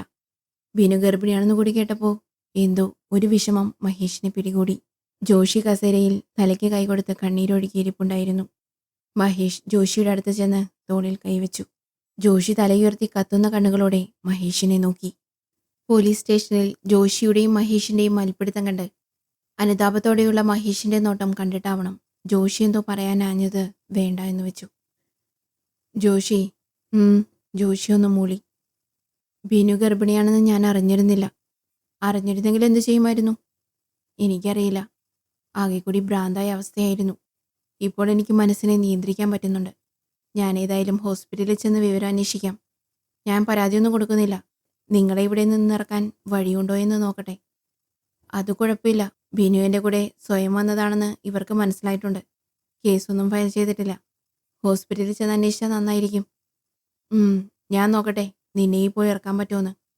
മഹേഷ് എസ് ഐയോട് കാര്യങ്ങൾ സംസാരിച്ചു. അദ്ദേഹം ജോഷി നേരത്തെ പറഞ്ഞ കാര്യം സമ്മതിച്ചു. പരാതി വ്യാജമാണെന്നറിഞ്ഞതുകൊണ്ട് കേസൊന്നും ചാർജ് ചെയ്തിരുന്നില്ല. ബിനുവിൻ്റെ മുൻകാമുകൻ ഒന്ന് വിരട്ടിയപ്പോൾ എല്ലാം സമ്മതിച്ച് സ്ഥലം വിട്ടിരുന്നു. ഹോസ്പിറ്റലിൽ പോകുന്ന കാര്യം പറഞ്ഞപ്പോൾ എസ് ഐ പറഞ്ഞു, ഞാൻ ആ വഴിയാണ് പോകുന്നത്. നിങ്ങളെ അങ്ങോട്ടേക്കാക്കിത്തരാം. ഞാൻ കാറിലാണ് വന്നത്. ഞങ്ങളതിൽ പൊക്കോളാം. എസ് ഐ ഒന്ന് ചിരിച്ചു. മഹേഷ് സാറേ, എനിക്കെൻ്റെ സേഫ്റ്റി കൂടി നോക്കണ്ടേ? നിങ്ങളൊരു ഗുസ്തി ഇപ്പോൾ കഴിഞ്ഞതല്ലേ ഉള്ളൂ. എങ്ങാനും വീണ്ടും ഒരു ഗുസ്തി കൂടി കഴിഞ്ഞ് എന്തെങ്കിലും സംഭവിച്ചാൽ എനിക്കല്പം ബുദ്ധിമുട്ടുണ്ട്. പോലീസുകാരും മനുഷ്യർ തന്നെയാണ്. എനിക്ക് മനസാക്ഷിയോടെങ്കിലും ബോധിപ്പിക്കണ്ടേ എൻ്റെ ഒരു ബുദ്ധിമോശം കൊണ്ടൊന്നും സംഭവിച്ചില്ലെന്ന്. അതുകൊണ്ട് സാർ, വണ്ടി പിന്നെ വന്നെടുത്താൽ മതി. സാറിന് മനസ്സിലായി കാണുമെന്ന് കരുതുന്നു. മഹേഷിന് അതല്പം മെനക്കേടായി തോന്നിയെങ്കിലും സമ്മതിക്കാതെ തരമില്ലായിരുന്നു. ഉടനെ ഇറങ്ങാമെന്ന് പറഞ്ഞെങ്കിലും സമയം നീണ്ടുപോയി. മഹേഷ് കൃഷ്ണയെ വിളിച്ച് കാര്യങ്ങളൊക്കെ ചുരുക്കി പറഞ്ഞു. മഹേഷേട്ടാ, എനിക്ക് വിശ്വസിക്കാൻ പറ്റുന്നില്ല. മഹേഷിന് അടിയുണ്ടാക്കിയോ? സംഭവിച്ചു പോയി. എല്ലാം നല്ലതിനാണെന്ന് കരുതാം. ഓ, എന്തായിരുന്നു പൊല്ലാപ്പൊന്നും വേണ്ടെന്ന് ഞാൻ പറഞ്ഞപ്പോൾ. ഇപ്പോൾ അടിയും കഴിഞ്ഞ് മച്ചാമച്ചായി അവിടെ ഇരിക്കുന്നു. ഇങ്ങ് വാ, ബാക്കി ഞാനിങ്ങ് വന്നിട്ട് പറയാം. ശരി, ദാ എസ് ഐ വിളിക്കുന്നു. ഇറങ്ങാനാവും. ശരി, ആശുപത്രിയിൽ ചെന്നിട്ട് വിളിക്കുക കേട്ടോ. എന്തെങ്കിലും ആവശ്യമുണ്ടെങ്കിൽ ഞാൻ വരാം. നീ ആ കാലും വെച്ച് അവിടെ ഇരിക്കേ, ഞങ്ങൾ നോക്കിക്കോളാം. ശരിയെന്നാ. ഫോൺ വെച്ചിട്ട് മഹേഷും ജോഷിയും എസ് ഐയുടെ കൂടെ ജീപ്പിൽ കയറി. 10 മിനിറ്റിൽ ആശുപത്രിയിലെത്തി. ബിനുവിനെ ടെസ്റ്റുകൾക്ക് കൊണ്ടുപോയിരിക്കുകയായിരുന്നു. ജോഷി പരിഭ്രാന്തനായി കാണപ്പെട്ടു. മഹേഷ് പുറത്ത് തട്ടി ആശ്വസിപ്പിച്ചു. അല്പനേരത്തിന് ശേഷം ഒരു നേഴ്സ് വന്ന് ചോദിച്ചു, ആരാ ബിനു എന്ന പേഷ്യൻറ്റിൻ്റെ ബൈസ്റ്റാൻഡർ? ജോഷിയും മഹേഷും അവരുടെ അടുത്തേക്ക് ചെന്നു. ഞങ്ങളാണ് സിസ്റ്റർ. എന്താണ്? ഡോക്ടർ ഒന്ന് കാണണമെന്ന് പറഞ്ഞു. എന്താ, പ്രത്യേകിച്ച് എന്തെങ്കിലും കുഴപ്പം? ഡോക്ടർ കാണണമെന്ന് പറഞ്ഞതല്ലേ, ഡോക്ടർ പറയും. ആരാന്ന് വെച്ചാൽ ഒരാൾ എൻ്റെ കൂടെ വരും. ജോഷിയും മഹേഷും പരസ്പരം നോക്കി. ജോഷി നഴ്സിൻ്റെ കൂടെ അകത്തേക്ക് പോയി. മഹേഷിനെന്തോ അകാരണമായ ഭയം അനുഭവപ്പെട്ടു. അകത്തേക്ക് പോയ ജോഷി അല്പസമയം കഴിഞ്ഞാണ് ഇറങ്ങി വന്നത്. എന്താ, എന്തു പറഞ്ഞു ഡോക്ടർ? മഹേഷ് ഉത്കണ്ഠയോട് ചോദിച്ചു. അപസ്മാരം വന്നതല്ലേ, അവൾ ഗർഭിണിയും കൂടിയാണല്ലോ. EEG എടുക്കാൻ കൺസെന്റ് ചോദിച്ചതാണ്. ആണോ? ഇവിടെ സൗകര്യമുണ്ടോ? ഉണ്ട്, അവരെടുക്കാൻ കൊണ്ടുപോയി. ഞാനിവിടെ വെയിറ്റ് ചെയ്യാം. മഹേഷ് വേണമെങ്കിൽ പോയിക്കോളൂ. വേണ്ട, ഞാനും കൂടി ഇരിക്കാം, വിവരം അറിഞ്ഞിട്ട് പോവാം. ജോഷിക്ക് അതൊരാശ്വാസമായി എന്ന് മഹേഷിന് മുഖഭാവത്തിൽ നിന്നും മനസ്സിലായി. കുറച്ചു സമയം മുന്നേ ഉഗ്രൻ സംഘട്ടനത്തിലേർപ്പെട്ട തങ്ങളിപ്പോൾ അടുത്തിരുന്ന് സംസാരിക്കുന്നു. മഹേഷ് പയ്യെ ജോഷിയുടെ തോളിൽ പിടിച്ചു. ജോഷി മുഖമുയർത്തി നോക്കി. ജോഷി, ക്ഷമിക്കടാ, ഇങ്ങനെയൊക്കെ ആകുമെന്ന് ഞാൻ കരുതിയില്ല. പോട്ടെ മഹേഷേ, എൻ്റെ ഭാഗത്തു നിന്നുണ്ടായ പ്രകോപനമാണല്ലോ തുടക്കം. ഞാൻ നിന്നെ ഒന്ന് പേടിപ്പിക്കണമെന്നും ബിനുവിനെ നിങ്ങളെ ഒന്ന് പരിചയപ്പെടുത്തണമെന്നും കരുതി ചെയ്തതാ. ഇങ്ങനെയൊക്കെയായി. Really sorry. വെറും ബാലിശമായി പോയി എൻ്റെ പ്രവൃത്തിയും. മഹേഷ് ജോഷിയുടെ കരം ഗ്രഹിച്ചുകൊണ്ട് പറഞ്ഞു. എല്ലാം നന്നായി വരാൻ പ്രാർത്ഥിക്കാം. ബിനുവിന് ഭേദമായിട്ട് നിങ്ങൾ രണ്ടാളും വീട്ടിലേക്ക് വരണം. ശരിയടാ. ജോഷി മഹേഷിൻ്റെ തോളത്ത് തട്ടി. കുറച്ചുനേരം അവർ പഴയ സഹപാഠികളെപ്പറ്റിയും അധ്യാപകരെ പറ്റിയും എല്ലാമുള്ള ഓർമ്മകൾ പങ്കുവച്ചു. അസുഖകരമായ ഓർമ്മകളെ ഇരുവരും പരാമർശിച്ചില്ല. അവർക്കിടയിലെ അസ്വാരസ്യങ്ങൾ അങ്ങനെ പതുക്കെ മാഞ്ഞു എന്ന് തന്നെ പറയാം. കുറച്ചു നേരത്തിന് ശേഷം ജോഷിയെ വീണ്ടും ഡോക്ടർ വിളിപ്പിച്ചു. മഹേഷ് കൃഷ്ണയെ വിളിച്ച് അറിഞ്ഞത്രയും കാര്യങ്ങൾ പങ്കുവച്ചു. തിരികെ വന്ന ജോഷിയുടെ മുഖം പ്രസന്നമായിരുന്നു. പ്രശ്നങ്ങളൊന്നുമില്ല മഹേഷ്, നല്ല വിശ്രമം പറഞ്ഞിട്ടുണ്ട്. ഹോസ്പിറ്റലിൽ ലീവിന് അപ്ലൈ ചെയ്യണം. വീട്ടിൽ സഹായത്തിനാരുമില്ല. ഞാൻ ഉണ്ടാക്കുന്നതൊന്നും ബിനുവിന് പിടിക്കില്ല. പോരായെങ്കിൽ ഗർഭാവസ്ഥയും. പരിചയത്തിൽ സഹായത്തിനാരെങ്കിലും കിട്ടുമോ? അതിപ്പോൾ ഞാൻ കൃഷ്ണയോടൊന്ന് ചോദിക്കട്ടെ. മഹേഷ് അല്പം മാറി നിന്ന് കൃഷ്ണയോട് ബിനുവിൻ്റെ കാര്യങ്ങൾ അറിയിച്ചതോടൊപ്പം ഈ കാര്യവും പറഞ്ഞു. മഹേഷ് ഏട്ടാ, അവരോട് നമ്മുടെ കൂടെ നിൽക്കാൻ പറഞ്ഞാലോ? അതെങ്ങനെ ശരിയാവും കൃഷ്ണ? അവിടെ ആരാ ഉള്ളത്? നിനക്ക് ജോലിക്ക് പോകണ്ടേ? ഞാൻ കുറച്ച് ലീവ് എടുക്കാം. എത്ര ദിവസം? എൻ്റെ കൃഷ്ണേ, നീ നടക്കുന്ന കാര്യം വല്ലതും പറ. അങ്ങനെയാണേ നമ്മുടെ ഇളയവനെ നോക്കി മേരിച്ചേട്ടത്തിയോട് ചോദിക്കാം. 2 ആഴ്ച മുമ്പ് എവിടെയെങ്കിലും ജോലി ഉണ്ടോയെന്ന് ചോദിച്ച് വിളിച്ചിട്ടുണ്ടായിരുന്നു. മേരിച്ചേട്ടത്തിക്ക് അതിനുള്ള ആരോഗ്യമുണ്ടോ? നല്ല കഥ. നമുക്കൊക്കെയാണ് ഒന്നും വയ്യാത്തത്. മേരിച്ചേട്ടത്തിക്ക് എന്നാ ചുറുചുറുക്ക എപ്പോഴും. ഉം, ഒന്ന് വിളിച്ചിട്ട് വിവരം പെട്ടെന്ന് അറിയിക്കണേ. മഹേഷ് ജോഷിയോട് കാര്യം പറഞ്ഞിട്ട് കൃഷ്ണ വിളിക്കാൻ കാത്തിരുന്നു. 10 മിനിറ്റ് കഴിഞ്ഞ് കൃഷ്ണ വിളിച്ചു. പ്രശ്നമില്ല മഹേഷേട്ടാ, മേരിച്ചേട്ടത്തി വരും. ഇപ്പോൾ അവരുടെ വീട്ടിൽ ആരുമില്ല. അവർക്ക് പൈസക്ക് ആവശ്യം വന്നപ്പോൾ ഉണ്ടായിരുന്ന പശുവിനെ വിൽക്കുകയും ചെയ്തു. അതുകൊണ്ട് ബിനുവിൻ്റെ കൂടെ വേണമെങ്കിൽ താമസിക്കുകയും ചെയ്യും. ഭാഗ്യം. ഞാൻ ഈ വിവരം ജോഷിയോട് പറയാം. ഇപ്പോൾ നിനക്കെങ്ങനെയുണ്ട്? കുഴപ്പമില്ല, സമാധാനമായിട്ടിരിക്കെ. ഫോൺ വെക്കുക. മഹേഷ് വിവരം ജോഷിയെ അറിയിച്ചു. ജോഷിയുടെ മുഖത്ത് ആശ്വാസം തെളിഞ്ഞു നിന്നു. കുറച്ചു കഴിഞ്ഞ് ബിനുവിനെ റൂമിലേക്ക് ഷിഫ്റ്റ് ചെയ്തു. മഹേഷ് ജോഷിയുടെ കൂടെ കയറി ബിനുവിനെ കണ്ടു. ബിനു പരിചിത ഭാവത്തിൽ ചിരിച്ചു. ജോഷി ചായം പറഞ്ഞെനിക്ക് മഹേഷേട്ടനെ നല്ല പരിചയമാണ്. ആട്ടെ, കൃഷ്ണയ്ക്കിപ്പോൾ കാലിന് വേദന എങ്ങനെയുണ്ട്? ജോഷി ചായം പറഞ്ഞു നിങ്ങൾ വീണ്ടും ദോസ്തുക്കളായെന്ന്. എങ്കിലും സംഭവിച്ചതിനൊക്കെ സോറി കേട്ടോ, ഒന്നും മനസ്സിൽ വെച്ചേക്കരുതേ. അയ്യോ ബിനു, ഞാനും അത് വിട്ടു. വിഷമിക്കണ്ട, കൃഷ്ണയ്ക്കും കുറവുണ്ട്. ബിനുവിന് സുഖമായിട്ട് ഞങ്ങളൊരു ദിവസം അങ്ങോട്ട് ഇറങ്ങാം. നിങ്ങളും വരണം ഞങ്ങളുടെ വീട്ടിലോട്ട്. വരാം മഹേഷേട്ടാ. ജോഷി, ഞാൻ ഇറങ്ങട്ടെ എന്നാ. മേരിച്ചേട്ടത്തിയോട് കഴിയുന്നതും പെട്ടെന്ന് വരാൻ പറയാം. ഡിസ്ചാർജ് ആകുമ്പോൾ പറഞ്ഞാൽ മതി, ഞാൻ വരാം. അപ്പോൾ രണ്ടാളും ഹാപ്പി ആയിട്ടിരിക്കെ. ഞാൻ ഇറങ്ങുന്നു, കാണാം. മഹേഷ് തിരികെ വീട്ടിലെത്തി കൃഷ്ണയോട് ആശുപത്രി വിശേഷങ്ങളെക്കുറിച്ച് പറഞ്ഞു. മഹേഷേട്ടൻ കുളിച്ചിട്ട് വാ. സുജി ഭക്ഷണം കൊണ്ടുവന്ന് വെച്ചിട്ടുണ്ട്. അയ്യോ, നിനക്ക് ഓർഡർ ചെയ്താൽ പോരായിരുന്നോ? അവർക്ക് ബുദ്ധിമുട്ടായി കാണൂ. ഞാൻ പറഞ്ഞതാ, സുജി സമ്മതിക്കണ്ടേ? കാലൊക്കെ ശരിയായിട്ട് അവരെയും വിളിച്ചൊരു ദിവസം ഭക്ഷണം കൊടുക്കണം. കുറേ നാളായി അവരുമായി ഭക്ഷണം കഴിച്ചിട്ട്. ഞാൻ കുളിച്ചു വരാം. പിള്ളേരെവിടെ? അവർ ട്യൂഷന് പോയി. കുളിയും കഴിഞ്ഞ് ഭക്ഷണവും കഴിച്ച് മഹേഷ് ഫോണിൽ ഫേസ്ബുക്ക് ഓപ്പൺ ചെയ്തു. പണിത്തിരക്ക് കാരണം കുറേ ദിവസമായിരുന്നു സോഷ്യൽ മീഡിയ ഉപയോഗിച്ചിട്ട്. കുറേ നോട്ടിഫിക്കേഷൻ കിടപ്പുണ്ട്. മെസ്സഞ്ചറിൽ പതിവില്ലാതെ ചാറ്റ് കിടക്കുന്നു. എടുത്തു നോക്കി. നിനക്കെന്താണ് ഇത്ര ചൊറിച്ചിൽ? നിന്റെ അമ്മയും പെങ്ങളോ ഒന്നല്ലല്ലോ. പിന്നെ നീ എന്തിനാ തിളയ്ക്കുന്നേ? മഹേഷിന് കാര്യം പിടികിട്ടിയില്ല. എന്താ മാഷേ, ആരാണിത്? നിങ്ങൾക്ക് ആളു മാറിപ്പോയതായിരിക്കും. മഹേഷ് റിപ്ലൈ കൊടുത്തു. ഒന്നും മാറിയിട്ടില്ല. അഴിഞ്ഞാടി നടക്കുന്നവൾമാരുടെ ഭാഗം പറഞ്ഞ് കത്തിക്കയറിയത്. ഓ, അതാണോ കാര്യം? ഇപ്പോൾ ഓർമ്മ വന്നു. വസ്ത്രധാരണം നോക്കിയല്ല സ്ത്രീകൾ ആക്രമിക്കപ്പെടുന്നതെന്ന് ഞാൻ പറഞ്ഞതിൽ എന്താ തെറ്റ്? പിഞ്ചുകുട്ടികൾ മുതൽ വയോധികർ വരെ ആക്രമിക്കപ്പെടുന്നു. അവർ ധരിച്ച വസ്ത്രമല്ലല്ലോ കാരണം. നീയൊരു ഹരിശ്ചന്ദ്രൻ വന്നിരിക്കുന്നു. പോടാ. നിന്നെ ആരാടാ ഇതൊക്കെ നോക്കാൻ ഏൽപ്പിച്ചത്? ഇതൊക്കെ ആരും ഏൽപ്പിക്കണ്ട. അല്പം കോമൺ സെൻസ് മര്യാദയും മതി ഇതൊക്കെ അറിയാൻ. നിർഭാഗ്യവശാൽ അത് നിങ്ങൾക്കില്ലാതെ പോയി. നീ ആരാടാ എന്നെ മര്യാദ പഠിപ്പിക്കാൻ? നിനക്കെന്നെ അറിയില്ല. ഒളിഞ്ഞിരുന്ന് വിടവായുധം പറയുന്നവരെ കണ്ടെത്താൻ ഞാൻ ജോലിസൊന്നും പഠിച്ചിട്ടില്ല. ഒളിഞ്ഞിരുന്നെന്നോ? ശരി, ഞാൻ പറയാം സ്ഥലം. ആണാണെങ്കിൽ നീ നേരിട്ട് വാ, കാണിച്ചു തരാം ഞാൻ ആരാണെന്ന്. കണ്ട ഫ്രോഡുകളെ അന്വേഷിച്ച് നടക്കാൻ എനിക്ക് സമയമില്ല. താൻ പോ. മഹേഷിന്റെ നിയന്ത്രണം വിട്ടു. വീണ്ടും ടൈപ്പ് ചെയ്തുകൊണ്ടിരുന്നു. അതിനിടയിൽ കൃഷ്ണ മുറിയിൽ വന്നു. മഹേഷിന്റെ വലിഞ്ഞു മുറുകിയ മുഖം കണ്ട് കൃഷ്ണ കാര്യം അന്വേഷിച്ചു. നടന്ന ചാറ്റ് മഹേഷ് കൃഷ്ണയെ കാണിച്ചു. അപ്പോൾ മഹേഷേട്ടൻ അവനെ കാണാൻ പോവാണോ? പിന്നെ ഇത്രയും പറഞ്ഞിട്ട് അവനെ വെറുതെ വിടാനോ? എൻ്റെ മഹേഷേട്ടാ, മനസ്സറിയാതെ ഒരു പ്രശ്നത്തിൽ ചാടി ഇപ്പോൾ ഇറങ്ങിയതേ ഉള്ളൂ. ഏതോ ഞരമ്പൻ എന്തോ പുലമ്പിയതിന് ഇങ്ങനെ ഇറങ്ങി പുറപ്പെടല്ലേ. അവന്മാർക്കിത് ടൈം പാസ് ആയിരിക്കും. നമുക്ക് നമ്മുടെ കുടുംബവും ഉത്തരവാദിത്വം ഒക്കെയുണ്ട്. ആവശ്യമില്ലാത്ത കാര്യങ്ങളിൽ തലവെച്ച് കൊടുക്കില്ലേ പ്ലീസ്. എന്നാലും എന്തൊക്കെയാണ് ആവശ്യങ്ങൾ? അയാളെ മഹേഷേട്ടനെ അറിയൂ? ഇല്ല. ഒരു പോസ്റ്റിന് റിപ്ലൈ ഇട്ടപ്പോൾ കയറി കഴുത്തിൽ കുടുങ്ങിയതാ അലവലാതി. അതാ പറഞ്ഞേ, വഴിയെ പോകുമ്പോൾ ഏതെങ്കിലും പട്ടി കുഴിച്ചുകൊണ്ടിരുന്നാൽ അതിനെ നേരിടണോ അതോ ഒഴിഞ്ഞു പോണോ? അതുപോലാണെന്ന് കരുതിയാൽ മതി. പട്ടി കുര നിർത്തിക്കോളും. കടിച്ചാലോ? ഇപ്പോൾ കടിച്ചില്ലല്ലോ. മൈൻഡ് ചെയ്യാതിരുന്ന കുറേ നേരം വെല്ലുവിളി നടത്തി അടുത്തയാളെയും തപ്പി പൊക്കോളും. ശരി, നീ പറഞ്ഞത് കേട്ടില്ലെന്ന് വേണ്ട. എന്നാലും മഹേഷേട്ടന് ഇതുപോലുള്ള അജ്ഞാത ശത്രുക്കൾ ഇനിയുണ്ടോ? സത്യം, ജോഷിക്ക് എന്നോട് വൈരാഗ്യമുണ്ടെന്ന് ഞാൻ സ്വപ്നത്തിൽ പോലും വിചാരിച്ചതല്ല. അതേതായാലും സോൾവായി. ഇപ്പോൾ ഇതാ ആരാന്ന് പോലും അറിയാത്തൊരുത്തൻ. ആ വൈഫൈ കുറേ നേരം ഓഫാക്കി വെക്കേ, സമാധാനം കിട്ടട്ടെ. മഹേഷ് വൈഫൈ ഓഫാക്കാൻ തുടങ്ങിയതും മെസ്സഞ്ചറിൽ ചാറ്റ് വന്നു. അവൻ്റെ അഡ്രസ്സായിരുന്നു അത്. നീ വരണം, നമുക്ക് തീർപ്പാക്കാം. മഹേഷ് എന്തോ ആലോചിച്ചു നിന്ന ശേഷം വീണ്ടും മഹേഷ് ടൈപ്പ് ചെയ്തു. സുഹൃത്തെ, പരസ്പരം അറിയാതെ നാം എന്തിൻ്റെ പേരിലായാലും പോർവിളി നടത്തുകയും യുദ്ധത്തിലേർപ്പെടുകയും ചെയ്യേണ്ടതിൻ്റെ ആവശ്യകത എനിക്ക് മനസ്സിലാകാത്തതുകൊണ്ടും നമ്മുടെ രണ്ടിൻ്റെയും ആശയങ്ങൾ സമാന്തരങ്ങളിലായതിനാലും നമ്മൾ തമ്മിൽ ഇനിയൊരു സംവാദത്തിൽ ഏർപ്പെടേണ്ട കാര്യമുണ്ടെന്ന് തോന്നുന്നില്ല. താങ്കൾക്ക് എൻ്റെ ആശംസകൾ. അടുത്ത മറുപടിക്ക് കാക്കാതെ മഹേഷ് ദീർഘനിശ്വാസത്തോടെ വൈഫൈ ഓഫ് ചെയ്തു. പ്രിയ കൂട്ടുകാരെ, ഈ കഥയുടെ അവസാനിച്ചു. കൂടുതൽ കഥകളുമായി നമുക്ക് വീണ്ടും കാണാം. എല്ലാവരും ചാനൽ ഒന്ന് സബ്സ്ക്രൈബ് ചെയ്യണേ. കൂടെ ഒരു ലൈക്കും കൂടി. നന്ദി.